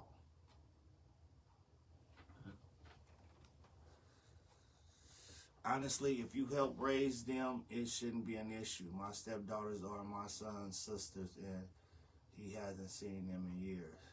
Yeah, that's crazy. And they all four of them could call me to this day, and I'll be there for them. Even the ones that cut me off on their own, because I know, not to speak bad on my ex or nothing, but I know she puts stuff in their head. But even if they call me to this day going through anything, I still would be there for them, so.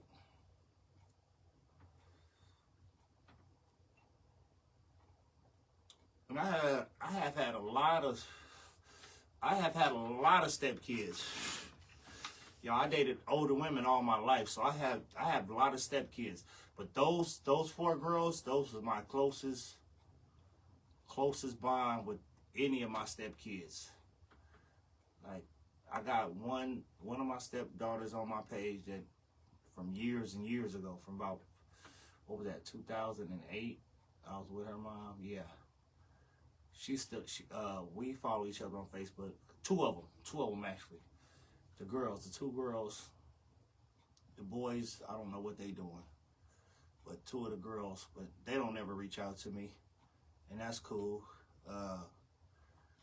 But these 4 that I had, that was like, you know, because I was with their mom like the longest.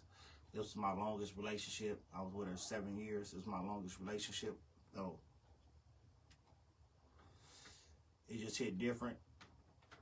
It hit different. But yeah, as long as y'all can't see nothing wrong with, y'all can't take that from a man that he wants to still be involved in some kids that he helped raise. I definitely see why people are appreciative about dating people with kids.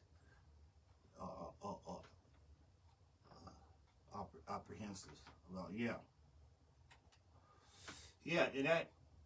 and it really put me in some way. It really made me go to baby fever. Like, damn, I want my own daughter now. Now I've been wanting my own daughter ever since I lost the relationship with my other daughters. I've been wanting my own daughter now. Like, goddamn, I got a son,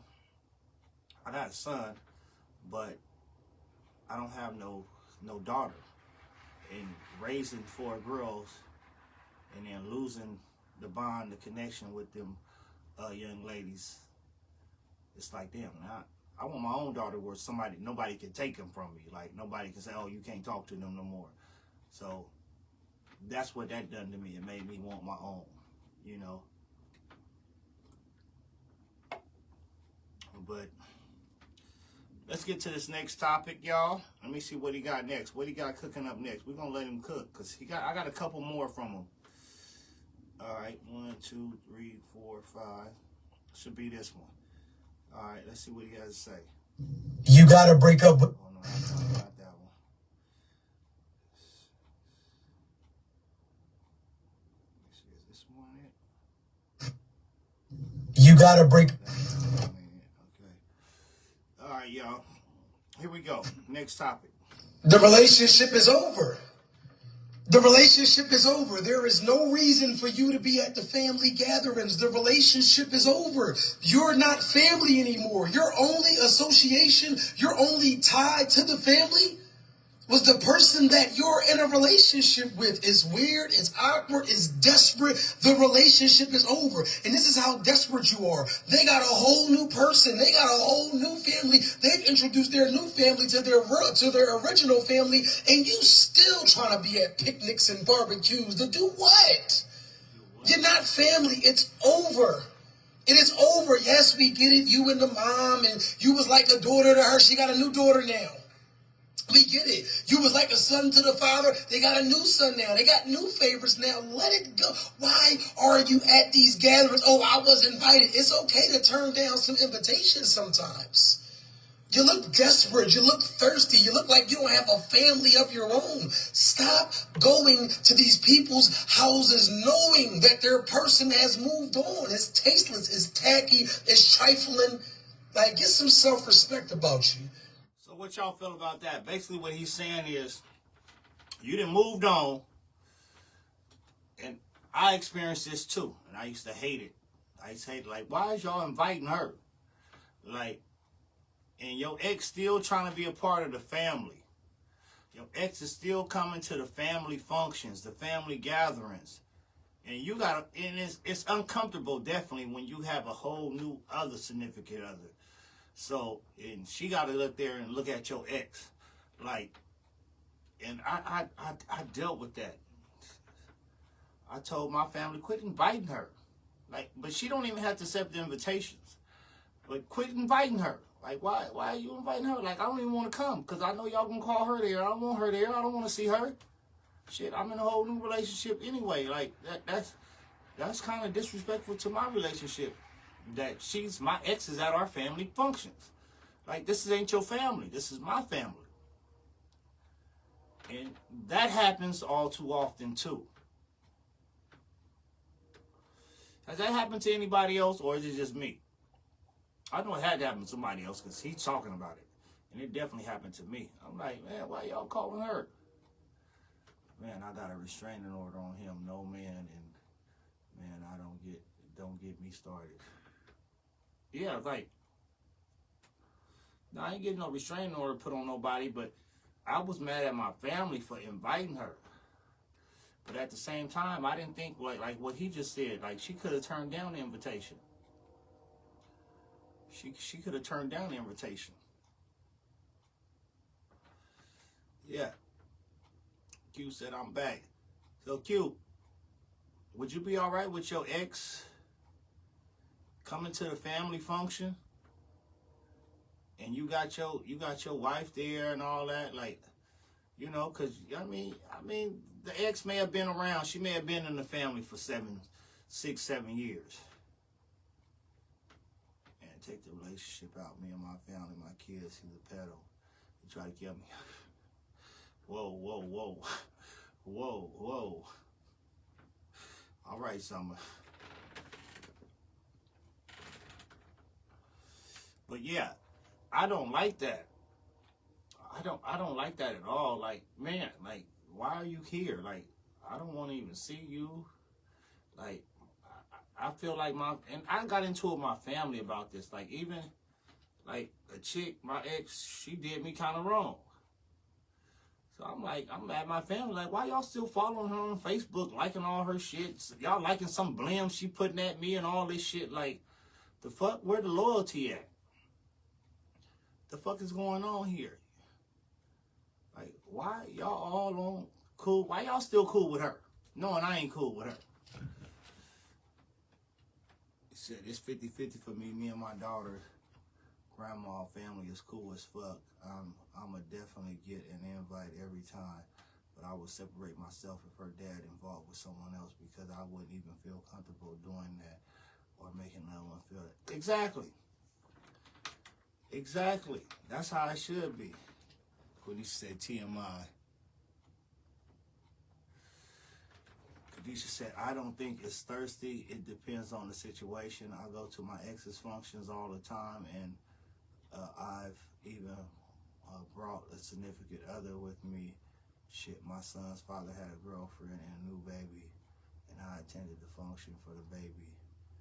But my other ex, I'm good. I don't do attention. And it all depends on where y'all at too. It all depends on where y'all at. Some people are cool with that, you know, like some people's baby mamas are cool with their new girlfriend and shit. My ex was cool with my baby mama. You know, my ex was cool with my baby mama, and I didn't really like it. Like, she calling my baby mama sister. I mean, yeah, they calling each other sister and shit. Like, y'all not sisters? Like, but that's cool. I mean, it's cool. It depends on where y'all at with it. Like, it depends on if your girl now is cool with that. Like, if it's a child involved, like, oh, that's your baby mama. That's a little different. But I'm just talking about just like a regular ex. Just a regular ex. Yeah, it's really situational. Yeah, definitely. Now if it's your child's family, that's different. That's how you shut it down. That's different. Because I go around, my baby mama is married and everything. I'm cool with her. I was cool with her husband. I was her husband's friend before. That's a whole nother issue. I was her husband's partner before she even knew him. But I go to some of the functions, you know, in support of my son. You know, I'm cool with her family, her mom. Her mom is still like a mother to me. And she hit me up every birthday, every holiday, and I can call on them for anything. Like, they are some of the sweetest people, some of the dopest people. So it's definitely situational. But I'll break up, we break up, the fuck. Yeah, and some of my cousins know that. Yeah, regular ex, go away. Yeah, and it's my cousins, certain my cousins know, Mac don't play that, nigga. I gotta unfriend her. But some people just don't know and still want to be their friends, and it depends on how it ended too. Like, how you gonna be friends with a bitch that did me bad? Excuse my French. But how you gonna be friends with a chick that we ended bad, and I feel like she did me bad? And I had real situations, really mad at family members for that. Absolutely, I would stop fucking with those family members too. They should be the ones respecting your feelings. Thank you. Thank you. Because if it was vice versa, they'll be mad at you. they'll be mad at you.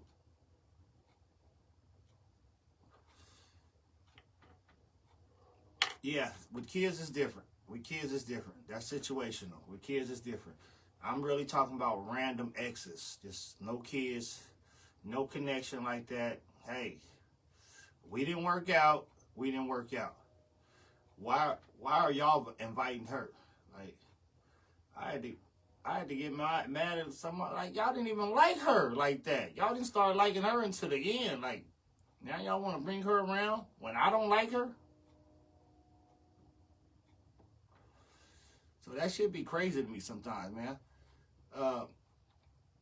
But it happens. It happens a lot. It definitely happens a lot. I just don't want it to happen to me. Like, don't come around. Like, don't come around. Don't come to none of the family functions or none of that. Like I said, it's situational too. Like, let's say, for example, something bad happened to me. Something bad happened to anybody. I ain't gonna say me, knock on wood. Knock on wood. Something bad happened to somebody where they're in the hospital or something. Could my exes come see me then? That's a little more understandable. Like, oh yeah, they can come show support. Show support. I wouldn't be mad at that. The hospital will probably be full with a lot of my exes. Like, damn, like, you got all these chicks coming up in here. Because you don't want nothing bad. Even though you split up with somebody, you don't want nothing bad to happen to them. Yeah, Quincy says some people enjoy being messy. Yeah, knowing your chick gonna be there. But it's all situational, you know. Some situations is cool. Like, hell yeah. Something tragic didn't happen to somebody. Yeah, they're going to call, check on them, and this and that, that and that and this. And it's going to be the same vice versa for your woman. Like, if something happened to your woman, and her exes may call and check on her. May come by and visit. Nah, fuck them bitches. They don't need to be there. Send a text. Nah, they better be there with roses and get well cards and balloons and all that shit. Fuck that. I need all the support I can get right now. I need all the love and support I can get right now. Shit, ain't no fuck them bitches. Nah, let them in, baby. Whoop-de-whoop is coming, baby. She finna come, she finna bring me some shit. Don't worry about it. Don't worry about it.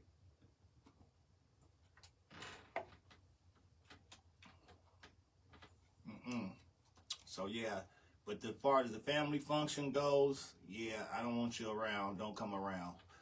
To the family members, you know, like I said, some of my family know how I am about that shit. Like my cousin Andre, he one of the ones. He was like, no, I ain't talking to her. Shit, nigga, I ain't gonna have my cousin mad at me. When I cut him off, y'all need to cut him off, God damn it. That's how that goes.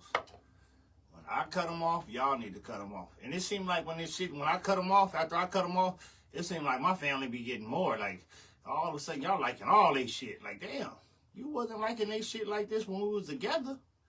The fuck you liking all they posts now that we ain't together? And I pay attention to all that shit. Like, what the fuck? I done had phone calls and went off on my peoples that I really love. Like, why the fuck is y'all over her page? Fuck like this.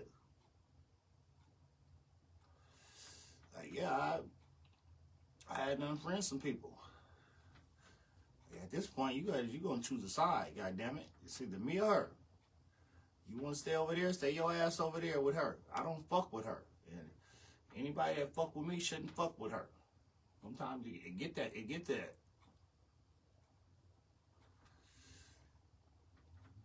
But yeah, I've been through a lot, I experienced a lot, y'all, you know. I ain't no young cat out here. it's different for me. I've been married 16 years, so a lot of shit I don't have to deal with. Yeah. Like, all that shit is out now. After so long, yeah. After so long, a lot of that shit is out the window, so you don't deal with that. Sounds like your family think it's your fault. And they know the story. They know it ain't my fault. And even if it was my fault, right or wrong, you're supposed to ride with your family. Shit. Even if it was my fault, you're supposed to ride with your family. But no, they know the stories. I didn't talk to them about the shit.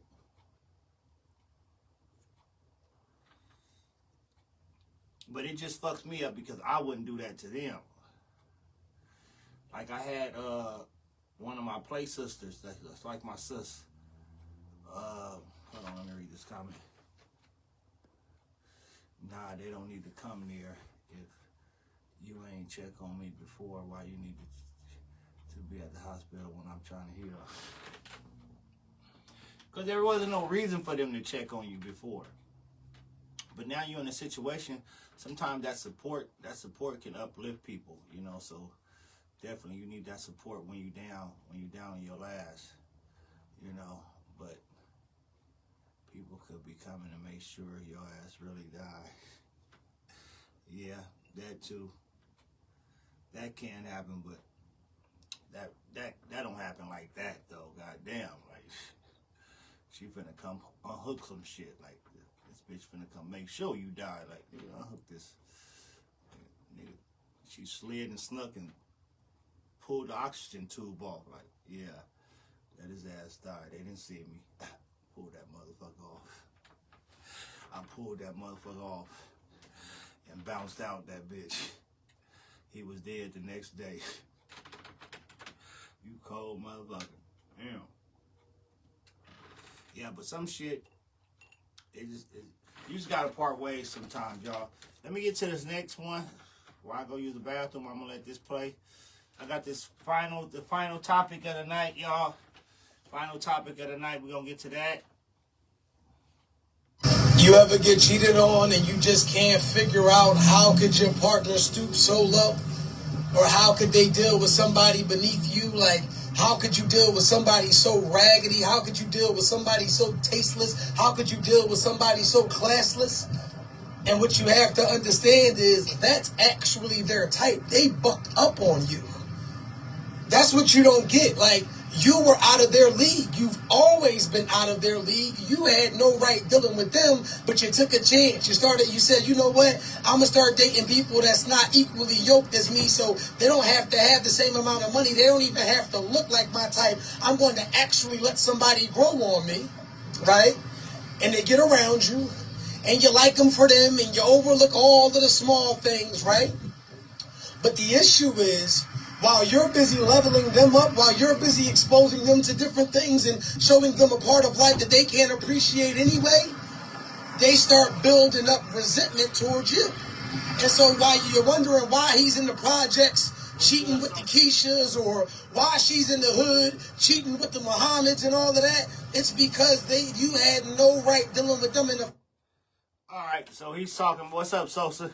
So he's talking about, you ever been cheated on and the person that they cheated on you with was beneath you.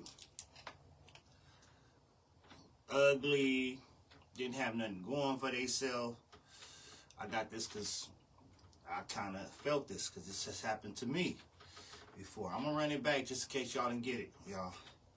I'm going to run it back just in case y'all didn't get what he was saying on this. But the main thing of it was, you ever been cheated on with someone who was totally beneath you? So basically he's saying that's, you were up here anyway for them. They really wasn't, you really wasn't their type. You was really way up here. Their type is usually down here.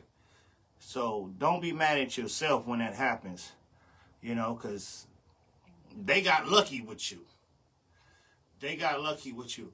And because I've been through that too, where I had a chick's friends come up to me like, damn, how'd she get you?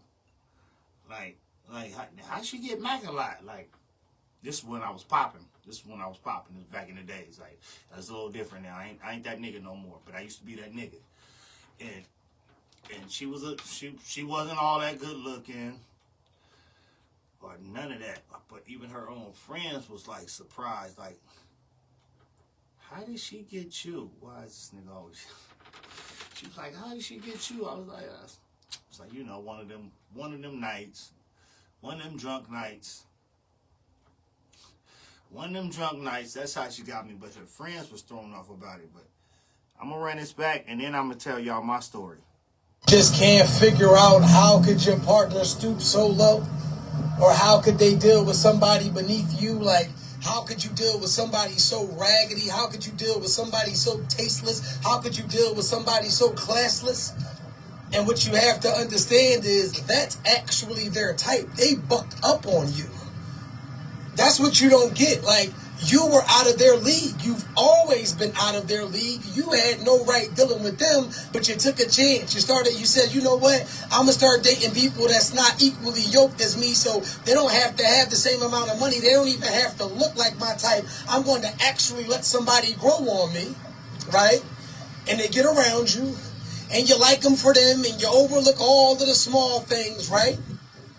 But the issue is, while you're busy leveling them up, while you're busy exposing them to different things and showing them a part of life that they can't appreciate anyway, they start building up resentment towards you.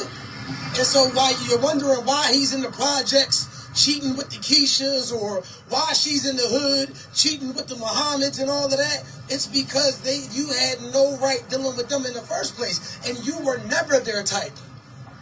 You were the book up. You were the prized possession because they never had access to anybody like you. But they can't appreciate somebody like you because they were experimenting to see if they would be compatible with a winner.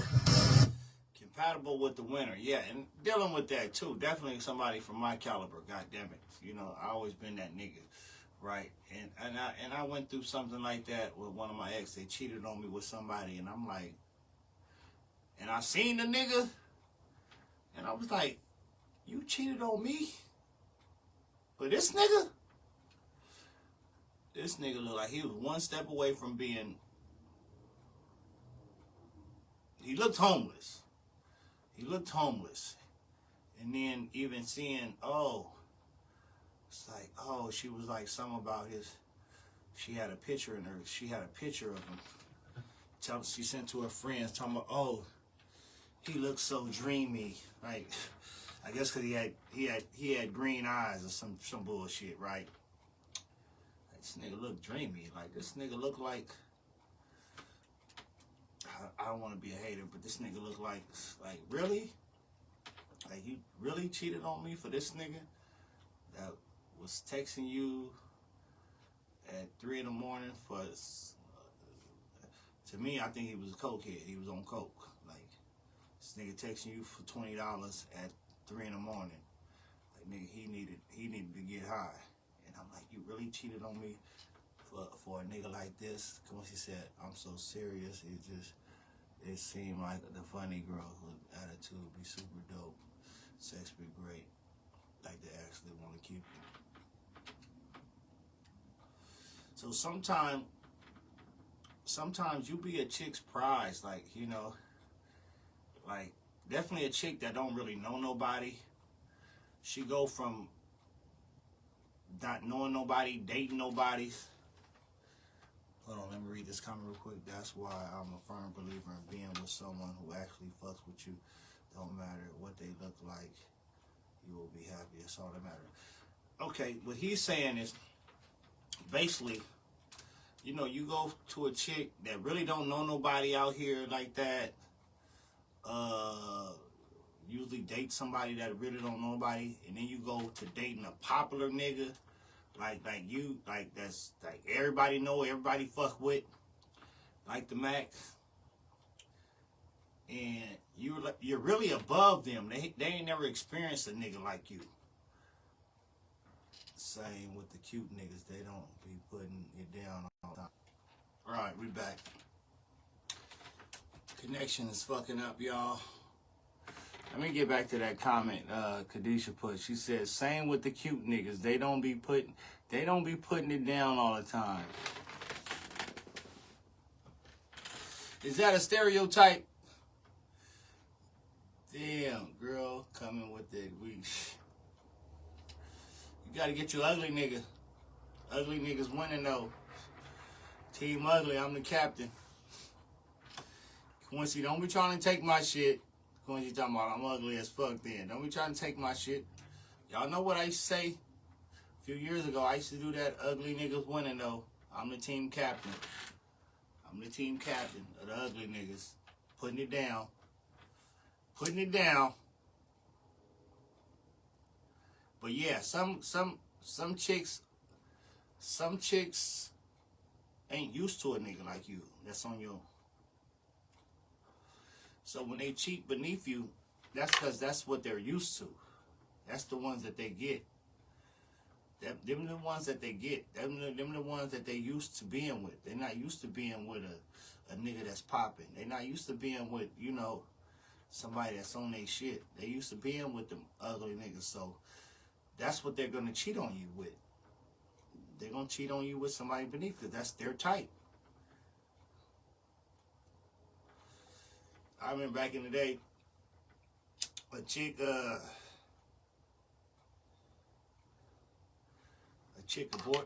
aborted my baby, right? And then she went on to have several kids by an ugly gorilla-looking nigga. I'm like, oh, okay, well, shit. I guess she like gorilla niggas. She like gorilla-looking niggas. Like, shit, how you abort my child? Immaculate. And this is when I was him. I was him back then. You know, this is when I was him. But hey, sometimes chicks like ugly gorilla looking niggas. They don't like the fly niggas. Sometimes they don't like the fly niggas.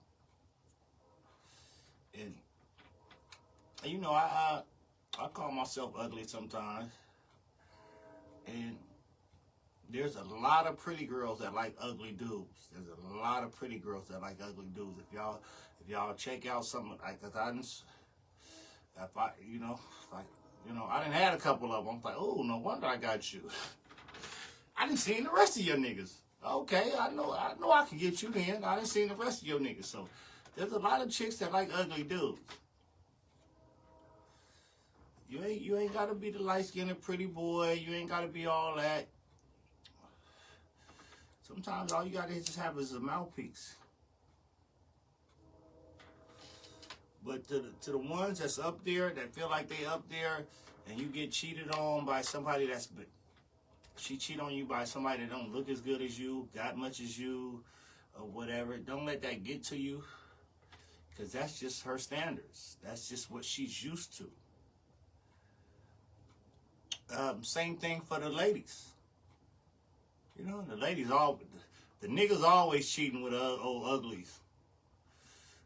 But I think the niggas do it because those are the ones that's easier, I guess you could say. Those are the ones that's easier.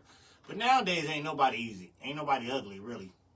Nowadays, niggas on social media make the ugliest girl feel like they just the shit. Like, nigga, like y'all make some of these ugly ladies feel like they the shit. And including her friends too.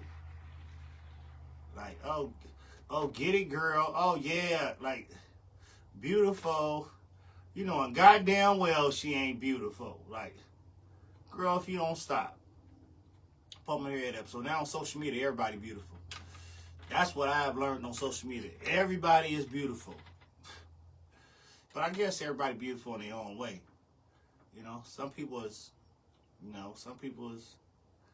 so ugly they cute. I said that for a long time. Some people are so ugly they cute. Like, you find something cute on them.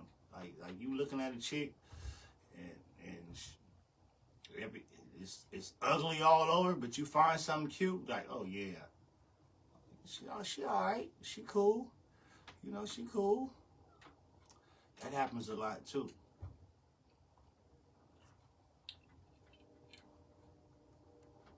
The thing is, most of the time, it's not a downgrade. The only person feel like it's a downgrade is the person that got cheated on, usually it's an upgrade for the. Nah, and sometimes it is a downgrade though. Bitches be mad they couldn't have your baby and give your baby mama problem. Give your baby mama problem. The prettiest girl be having the worst cat and head. Yeah. That's because they usually the prettiest ones always ran through. The prettiest ones always be ran through sometimes. They be ran through. They be ran through, Q. That's why they always had the worst cat and head. They be kind of ran through.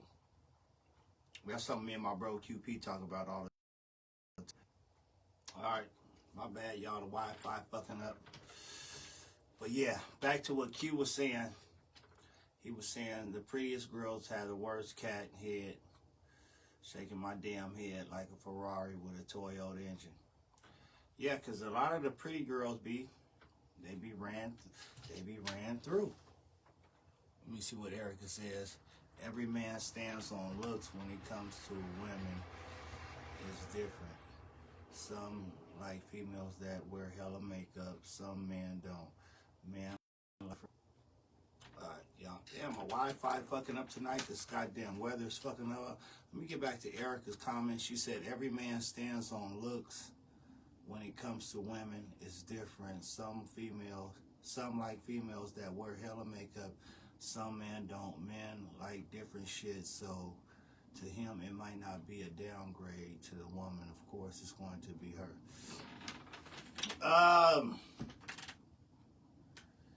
So what can I say to that? I can say, yeah, some of us men are not fooled by the makeup and shit. You know, the makeup kind of, when I'm doing my strolling and shit, I'm looking for the pictures without the makeup, without the filter.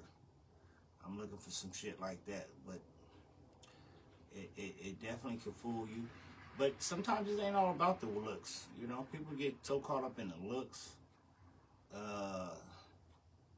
Sometimes the best person for you ain't the person you want. So we can't get caught up in the looks all the time. Or they be a pillow princess, boring as fuck. Yeah, we get too caught up in the looks. Like, to me, I don't want no Instagram model. I want somebody cool, look cool. She ain't got to be the baddest chick or whatever. I done had some bad ones in my lifetime. I done had some bad ones too, and I'm not doing nothing special for them because they bad. Like, hey, I'm treating you like everybody else. Like, shit, yeah, you look good, but so, like, that ain't gonna get you ain't gonna get no extra points because you light skinned and pretty eyes, long hair. Like, that's not gonna get you no extra points at all. So, because I don't have a preference myself. I never had a preference. I don't have a preference. I like a real woman, an honest woman. So I don't have no preference. Now, she look decent. She look decent. She look cool. I just need somebody to look cool. Hell, because I'll make anybody look better anyway standing next to me. God damn it. I'll make anybody look better standing next to me. Shit. You look good with Mac. You may not look good by yourself or with that nigga, but you look good with me, baby. Don't even worry about it. I got you. You know, as long as you got me.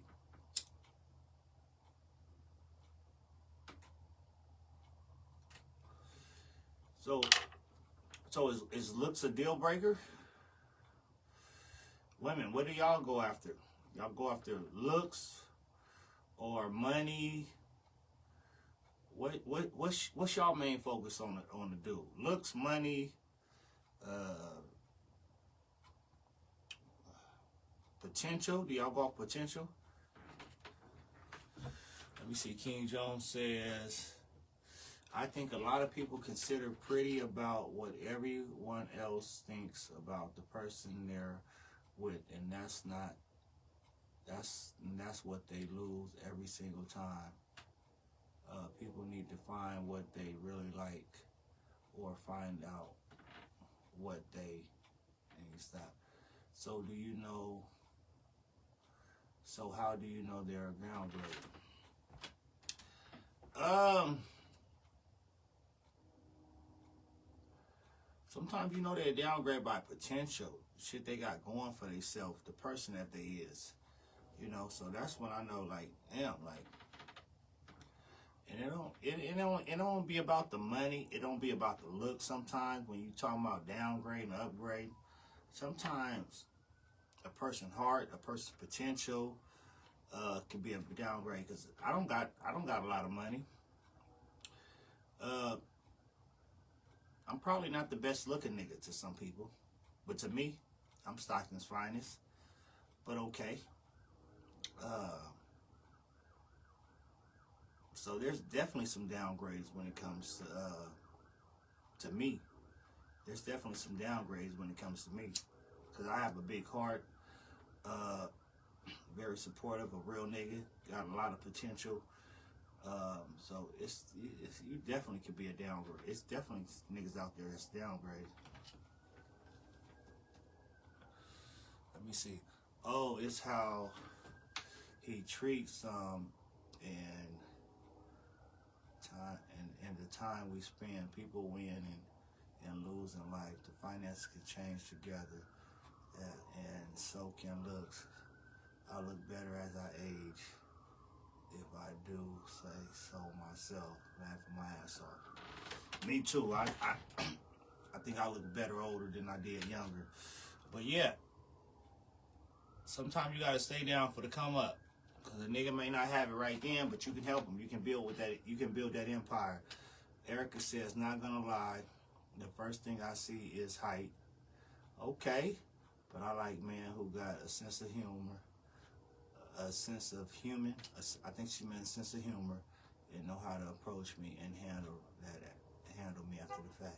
Thank you, and I think that's a big thing too. Women like a man that know how to approach them, and that's why I always deal with older women, because I always knew how to approach older women, and women would tell me that, oh yeah, oh you ain't like these other young niggas.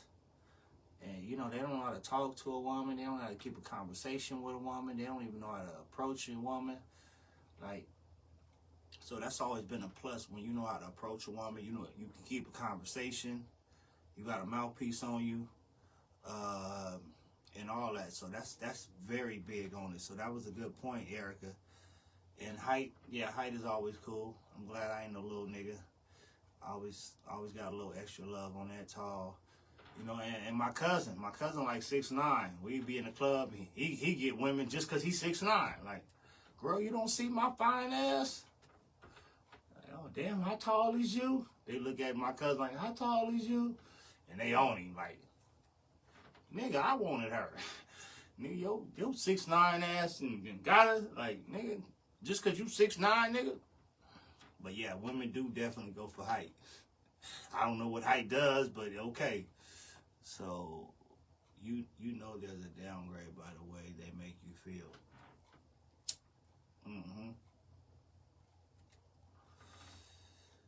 And a woman want to feel protected too, y'all missing that. A woman always want to feel protected. They want to know they ain't got no little sucker with them. They ain't, you know, they want to be able to, hey, I'm gonna call my nigga. I'm gonna call my man. Don't have no nigga that you harder than. Don't have no nigga that you harder than.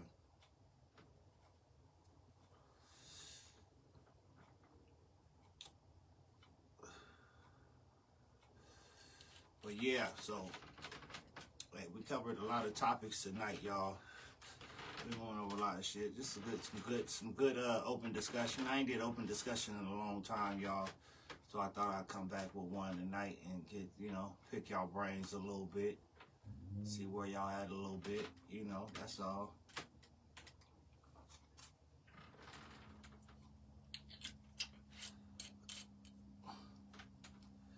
The ladies still ain't told me what they like, what they go for in a man, what they like in a man. Got some fellas in here, they got their ears open. They want to know what y'all like in a man. We get a lot of single men in here viewing this, y'all. So, ladies, here's the time to let them know.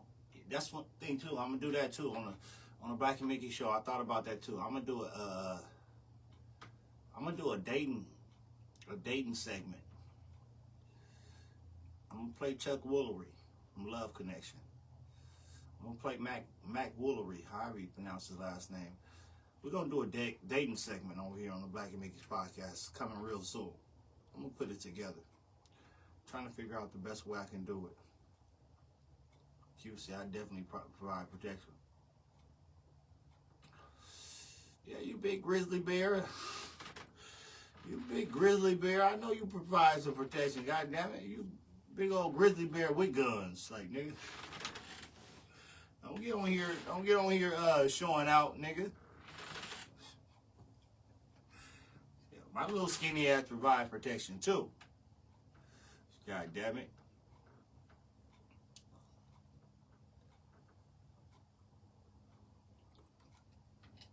I'm very big on protection.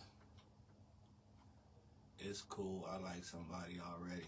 Okay. Now I'm finna do a dating game live on the Black and Mickey's podcast, y'all. It won't be no balloon pop. It's gonna be something different. I'm finna put some ideas together. But I'm definitely gonna do a dating series, a dating segment on here. I was just about to say that you really should do Black and Mickey's dating show. I definitely gonna do one. I've been thinking about it for a while, but I want to do something different. I don't want to do it the same, like the balloon pop or none of that. But it's really been crossing my mind lately. I want to do a segment where I have two ladies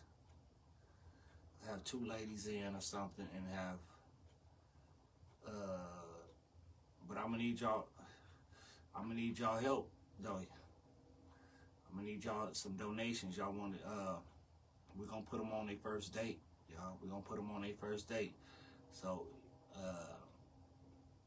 we're gonna get some donation money. The 71st date, get like $200. $200 would be a nice date. So we're gonna do a donation pot.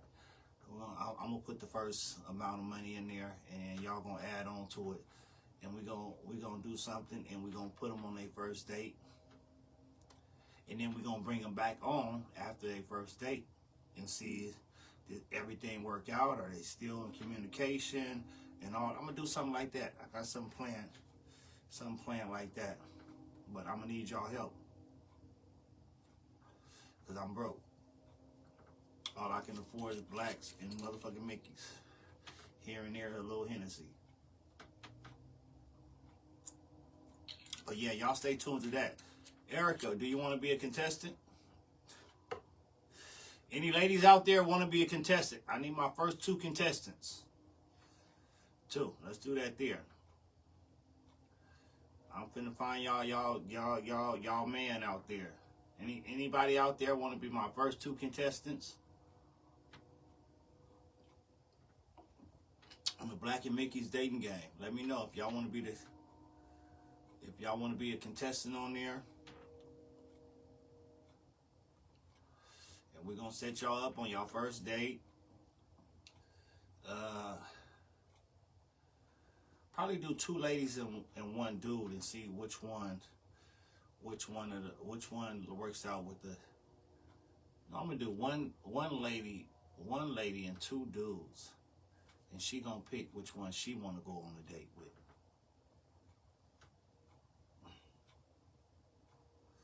But I'm trying to think about how can I do it where she don't see. She can actually just off a conversation. Eric said I'm good off that LOL, but I want to plan the date. Help me plan the date, all right? We're gonna have a donation. Your donation gonna be part of planning the date. So I want to do it where she doesn't see the dude. She just go off of what she hear, off a conversation of how he presents himself. So I'm gonna figure out how I can do it like that.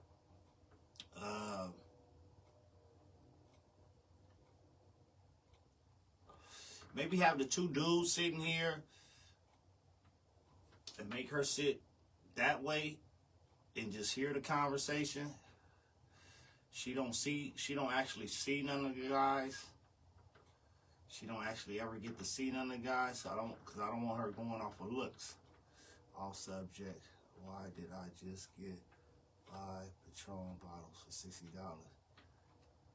Send one over here then. You got 5 bottles of Patron for $60. Big bottles. Yeah, I think that would be dope. Have 2 guys sitting here next to each other. I'm asking them questions. Contestant 1, contestant 2. I have a lady, a fine young lady, sitting behind me, sitting behind them. And after she get the pick, just off of conversation, the things about themselves, not off of looks. We want to go off conversation because everything ain't about looks. So I don't want her to know what the dudes look like or any of that. So I don't know. I'm thinking out loud right now, but I'm gonna put it together.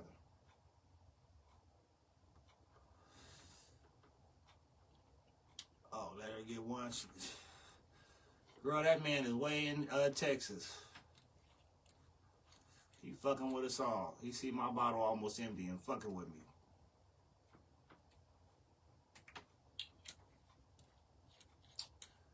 But yeah, I'm gonna definitely get that going.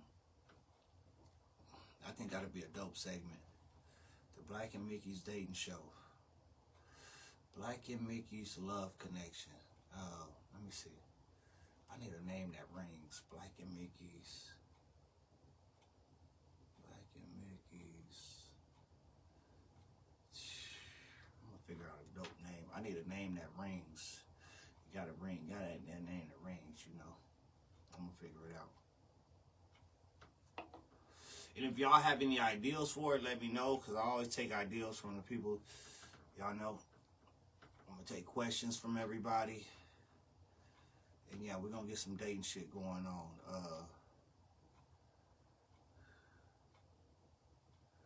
I'm gonna work on that tonight. So hopefully next week we can get a dating show.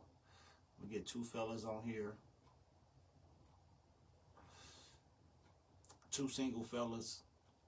We get a single young lady on here. And we're gonna do it that way.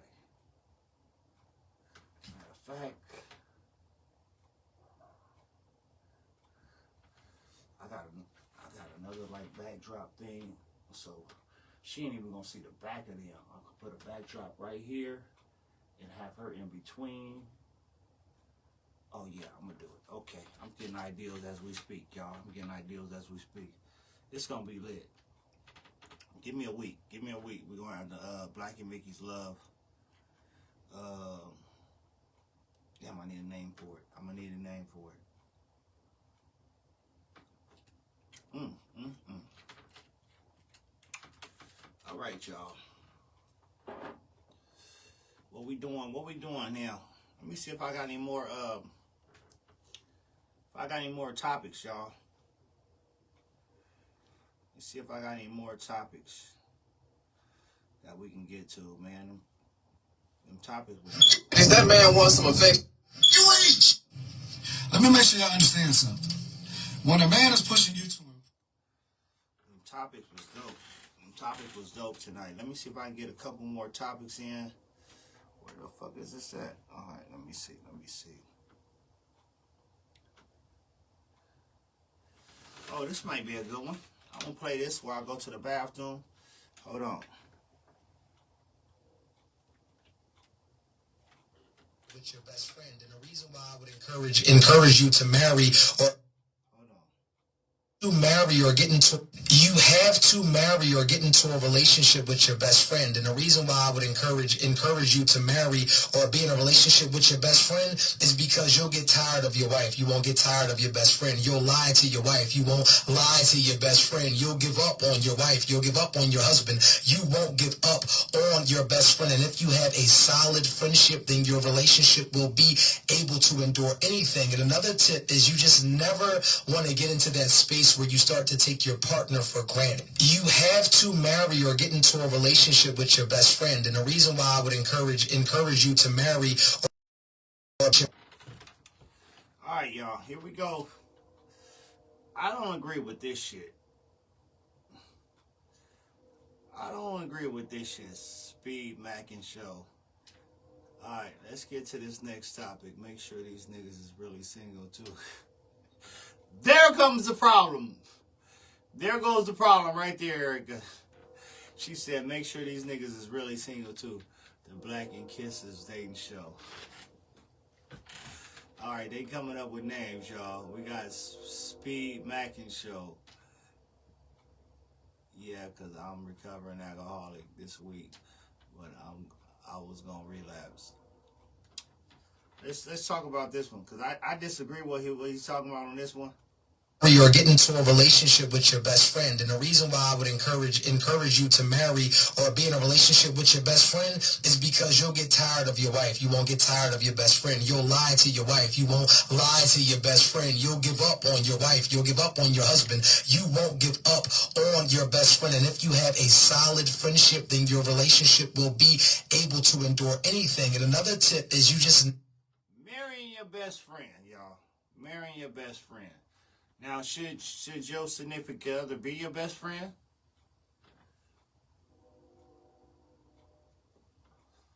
I couldn't see myself marrying my best friend. My best friend is my dog. She's a woman. She's a beautiful woman, though. But we know too much about each other. We know too much about each other. I couldn't see myself marrying my best friend.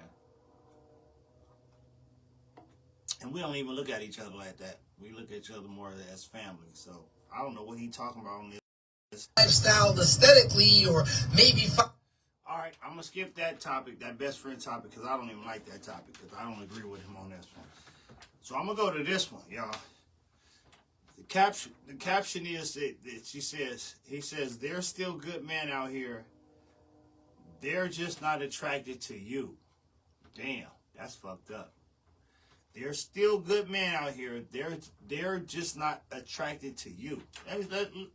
Let me let him cook. Hold on. Through school because attracted. And so I hear women say every single day, there aren't any good men out here. Yes, they are.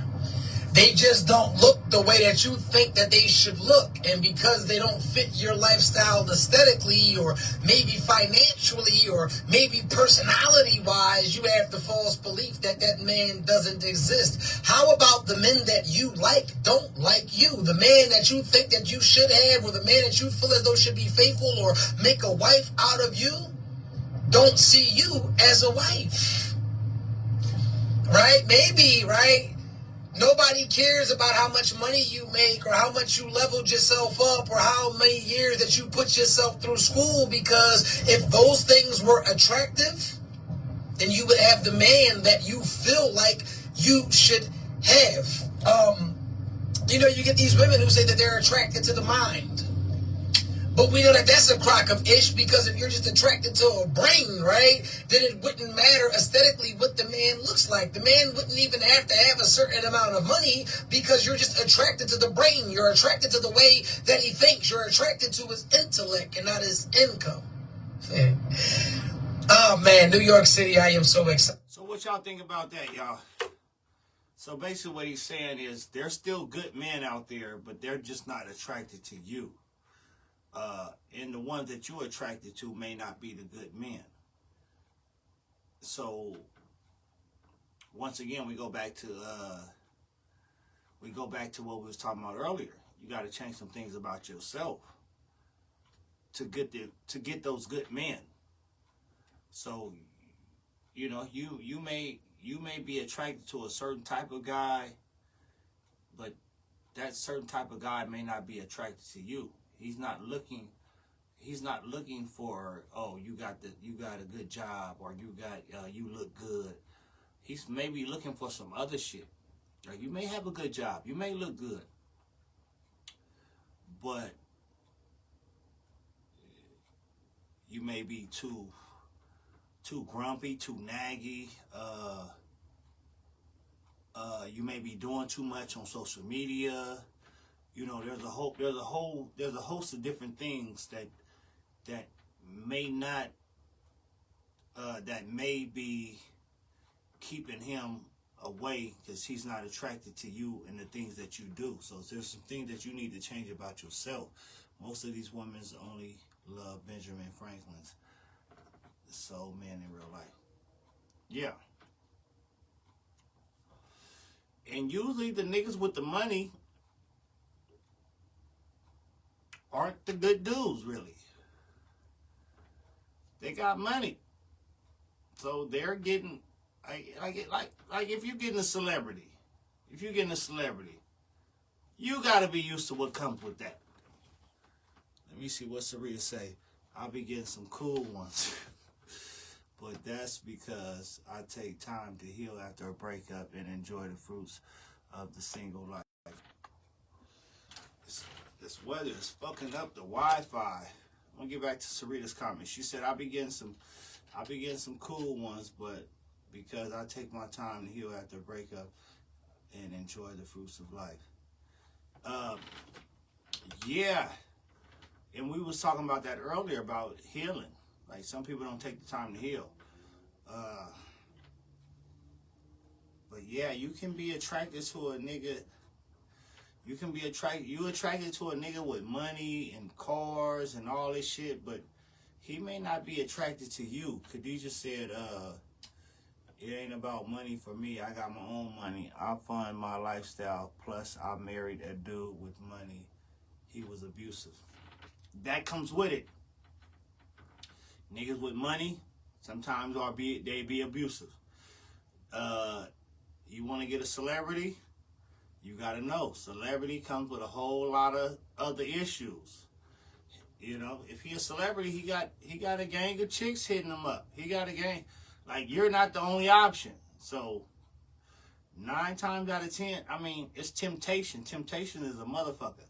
So if he got all these chicks on him trying to get him, you think you just gonna hold him down? You think you gonna keep a nigga? I find that dudes with money be jerks. Definitely, because they think they can treat someone some kind of way. Now, me myself as a broke nigga, like, hey, how about dudes with good sex? Are they jerks? Because some other shit replaces some shit. Some shit replaces some shit. You know, some shit replaces some shit. The thing is, I didn't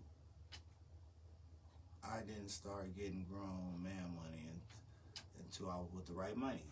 I was with the right woman. Yeah. And sometimes that's what it takes. Q, you right on point with that. Because that's the thing. Sometimes a nigga need a boss chick that's going to help boss him up. And I always wanted that. Like, I need a boss chick that know how to get money. So she going to put me on how to get money. Niggas with money are controlling and narcissistic as fuck. Definitely. If y'all broke niggas, hey, I'm team broke niggas. Broke niggas is winning. That's what I be telling them. I don't have a problem saying I'm broke. Shit, I'm broke to the motherfucker. But hey, one day will I be there? One day will I be there? Yeah, hell, motherfucking yeah. You know, most people don't really start living life until they 40. Good sex, the motherfucking devil.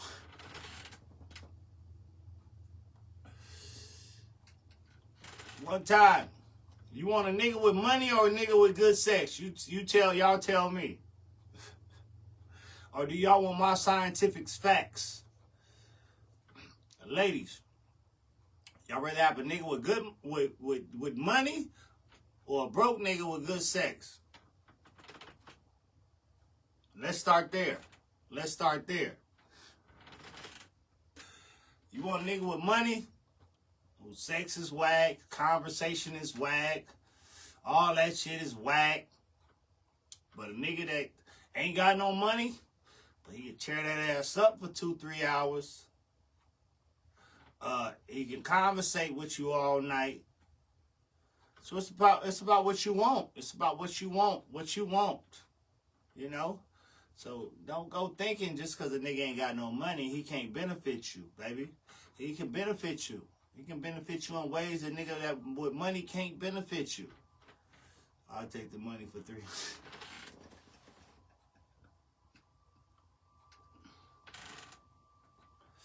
Anybody else got something to that? Sarita said she taking the money. That with that money comes abuse. I can punch, I can fight, so I can handle. All right, yeah. You be one fighting motherfucker. You be with two black eyes. You be with two black eyes with a Birkin bag, driving a drop top Ferrari with both of your black eyes out. Oh shit! You gonna be have two black eyes with a Birkin bag and a drop top Ferrari. All the people can see, damn, who was that chick drove by in that drop top with two black eyes? A chick with a nigga with money. Oh wow. Sometimes the choice be y'all's, man. Sometimes y'all make the wrong choices. Y'all make the wrong choices. That's what I'm saying. Sometimes that money fool y'all, man. Money is the root to all evil, man. Money is the root to all evil. It's because a nigga ain't balling like that, you know. If he got potential, help him out. Help him get there. Help him get there. Build that empire. Don't come in looking for a nigga with money and you ain't got no money, too. That's another thing. Don't come in looking for a nigga with money and you ain't got no money. Y'all gotta you gotta help each other. If she got potential, I'm gonna help her reach her potential. Help her reach her shit. Hey, you wanna do hair? They making a lot of money doing hair now, baby. Okay, we're gonna put you in this hair school. And we're going to buy all these wigs for you to dye and all that shit. We're going to get that shit going for you, baby. Same thing you got to do for the nigga. Hey, you doing this? Okay, let me upgrade you. Let me put you on. Let me help you get there and build this empire. Don't think you just supposed to just land in the empire. No, you got to build the empire. If you just land in the empire, you ain't going to be treated right. He ain't gonna respect you because you didn't help him get there. But if you help a nigga get there, he gonna respect you more. He gonna fuck with you more on that. That's a part of your empire. You're a part of that shit. You what's her name? Cookie? Money only controls people without it, man and women. Definitely. Erica says, I don't give a fuck about money. I make my own money and take care of my house and home without a nigga.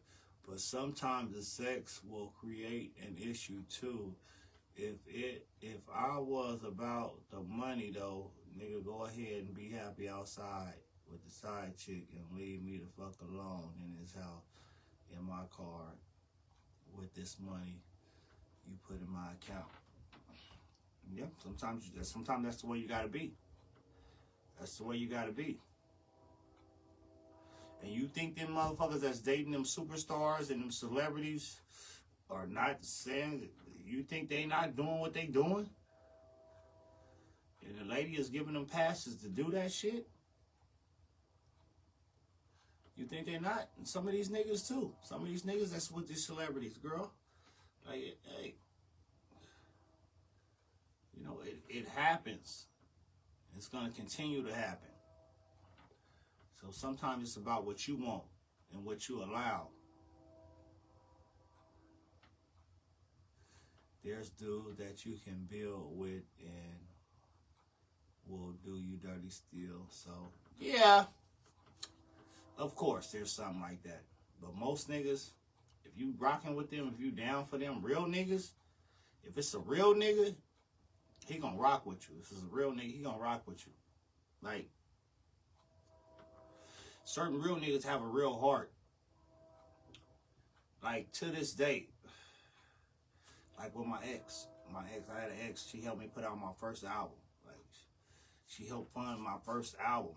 Like, and I always said, if I ever make it, blow up, like, even though I don't talk to her, don't know where she at, if I ever made it big and had some money, I'm gonna send her some, just because she was rocking with me when nobody else was. When my dream was to put an album out, and she helped that dream, I'm a real nigga. So even though you ain't with me when that dream came true, when I did get up, even if it ain't in the music biz, you was helping me to fulfill my dream. So you forever in my favor. So when I do get up, I'm gonna shoot you something. That's just what real niggas gonna do. Far as, there was a movie about that too. What movie was that? What movie was that? It was a movie about that. I forgot what movie it was, but I forgot what movie it was, so I ain't gonna go there. But it was a movie, something similar to that. But yeah, so ladies, it's about knowing what you want. You know, some women will take a person with money, and they'll take getting their ass whooped and all that, and being okay with that because this person got money, which I don't think is cool.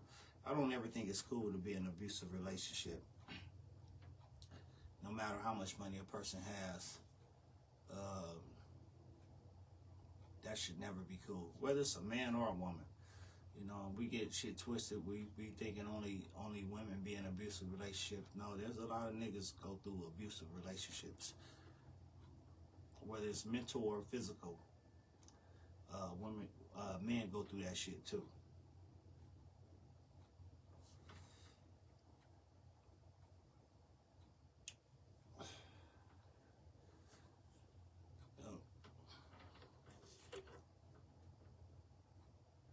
Acrimony. I think that's what it was too, Q. Acrimony. That's why that was my shit. I forgot how I went, but that person still looked out for her, even after. That was one of my favorite movies too. I hope it's on Netflix, because I want to go watch it. Yep. Q, you right on point. That was the movie I was thinking about, Acrimony. She won't submit to you anymore because you're a disappointment, and she don't want to tell you that. Let me cook for a second. She's not comfortable with submitting to you anymore, and she talks to you crazy now because you're a disappointment and she won't submit to you anymore. Hold on, let me see what this and she don't want to tell you that. Let me cook for a second. She's not. Wait, hold on. Let me see what he's talking about on this one, because this one this sounds interesting already. Hold on. Let me see what he's talking about. To you anymore because you're a disappointment, and she don't want to tell you that. Let me cook for a second. She's not comfortable with submitting to you anymore, and she talks to you crazy now because you're a disappointment and you've let her down time and time again. And in reality, she doesn't even look at you the same. She has lost respect for you in every way, because everything that a man is supposed to do, every way that a man is supposed to move, you failed horribly at it. And now she's looking at you sideways because she's in a relationship having to be the woman and the man, and it's unfair to her. So that's why she doesn't respect you. That's why she talks crazy to you. That's why you probably feel like she's sizing you up in the house, because secretly she probably feels like she can take you because you've been nothing but a female. You don't protect. You don't provide. You don't keep your promises. You don't do anything special. You don't date her. And I'm trying to figure out, ladies, why are you with him then? Damn, that was deep. That was deep. Let me get to Q's comment. He got rich after she didn't believe in him. He bought her mom's house back and then gave her $10 million after her sisters her to leave him. Yeah, that's the movie it was. She still looked out for her. Even after she didn't believe in him. Well, she did at first. I think she did at first. And it didn't work out. Yeah, that's real nigga shit right there. Real nigga shit. And that's the main reason why I like that movie. Because that's something I would do. That's something I definitely would do. So, yeah, Acrimony was the movie. Q right on point with that. Damn it, y'all. Alright, so what I got coming up, y'all, I'm gonna put y'all on game. I'm gonna put y'all on game with what I got coming up on the Black and Mickey's podcast, y'all. I got two Civil Wars competitions that I got coming up, y'all. The first one probably is gonna be movie versus movie. So I did a lot of research. I did a lot of research on movies, the actors. We're doing black actors and actresses, y'all, with this segment. So we're gonna do basically a competition with movies. So basically the states I have 8 states. So this one it goes kind of fast. So I'm gonna do it like a $5 buy-in, and I'm gonna pick the order that you get to pick your states in, and you have to pick a movie from an actor from that state, a black actor or actress from that state. And then whoever you're going up against, they're going to put their movie up against yours. And the judges is going to say the better movie. So, and all this is about the judge's discretion, y'all. So you got to read the room. So, let's say, okay,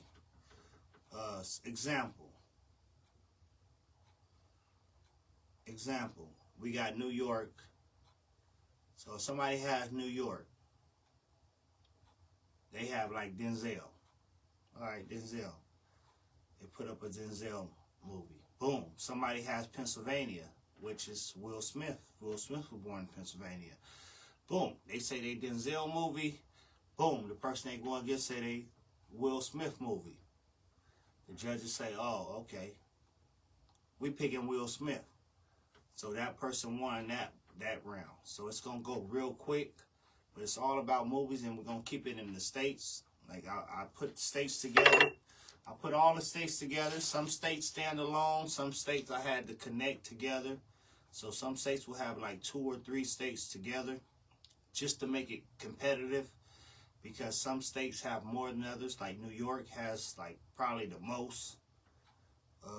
DMV also, because that's Washington, D.C., Maryland, Virginia. That's actually 3 in 1.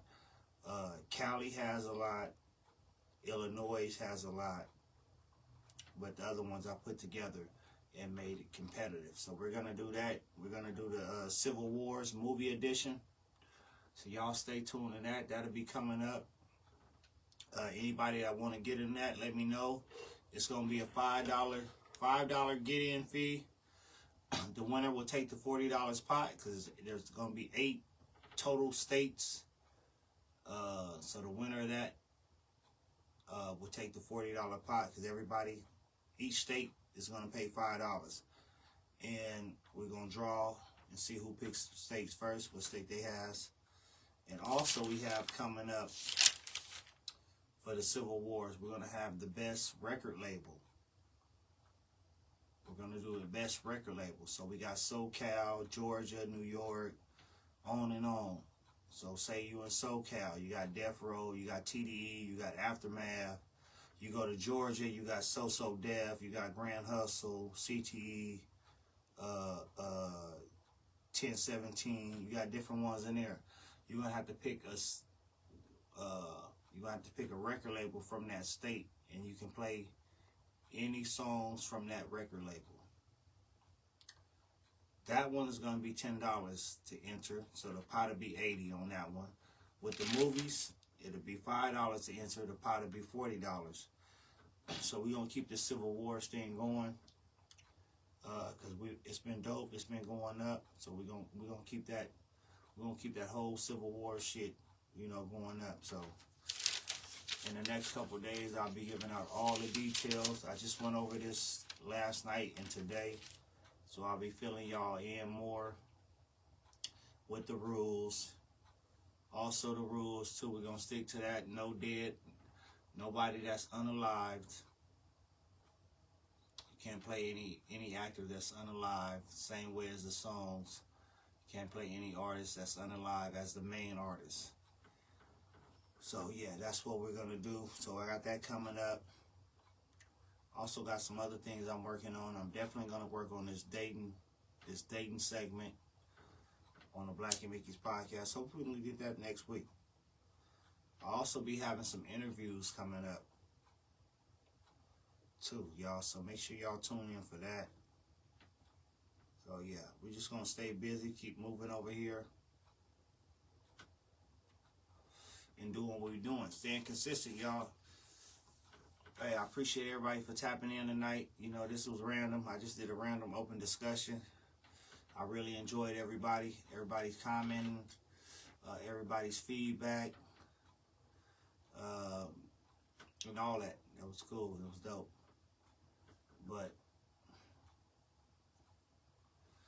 I'm finna end it off and give me something to eat and relax for the night, y'all. Let me see if we can end it to some good music or something. See if I got some good music to end it to.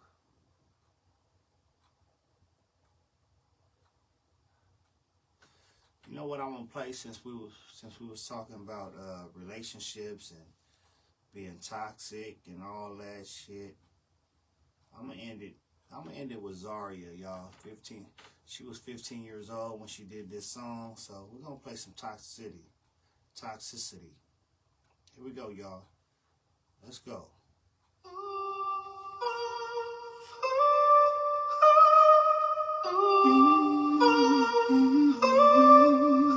Everything that you like, yeah. I think that you like seeing me tortured, me being broken. I think you enjoy it. Let me be free, at least let me explore it. I hope you don't call this love. We got toxic traits.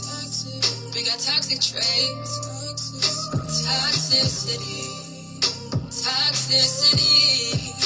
I am not normal, you cannot ignore me. Doing this back and forth shit is not for me. I ain't gon' cap, I love you, but you boring. I know what I said, but disregard the toxic traits. We got toxic traits. Toxicity.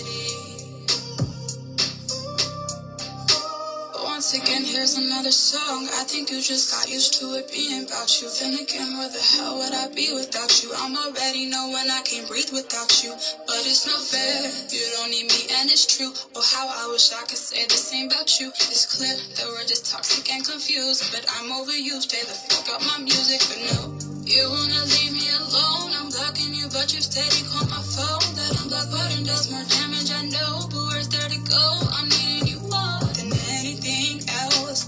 This is bad for my health, needing you more than rest itself. I'm supposed to do better than this, I know that I said I'm changing for the better. Can't keep on letting myself down, I give up, you're never on time, I know what I said, but you won't get yourself out of my head.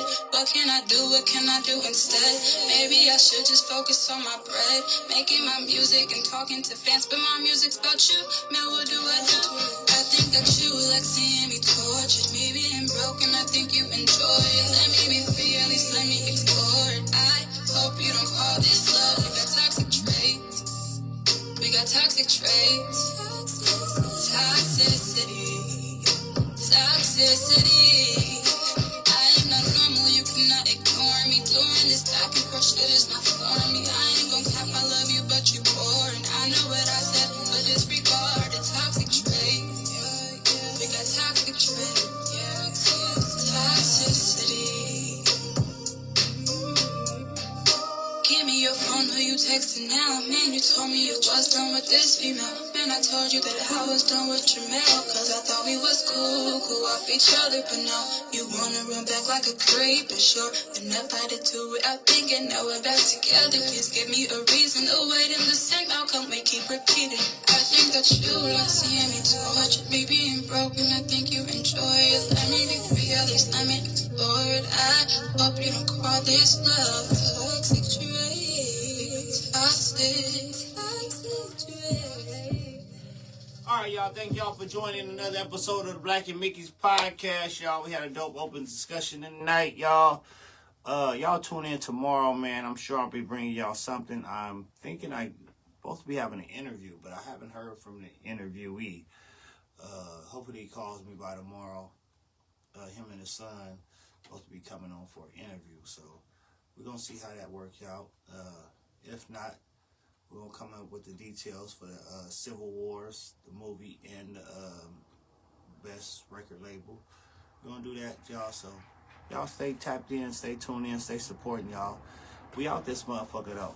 I'm hungry, motherfucker. Gonna get me a burrito or something, shit. I'm starving. All right, we out. Peace.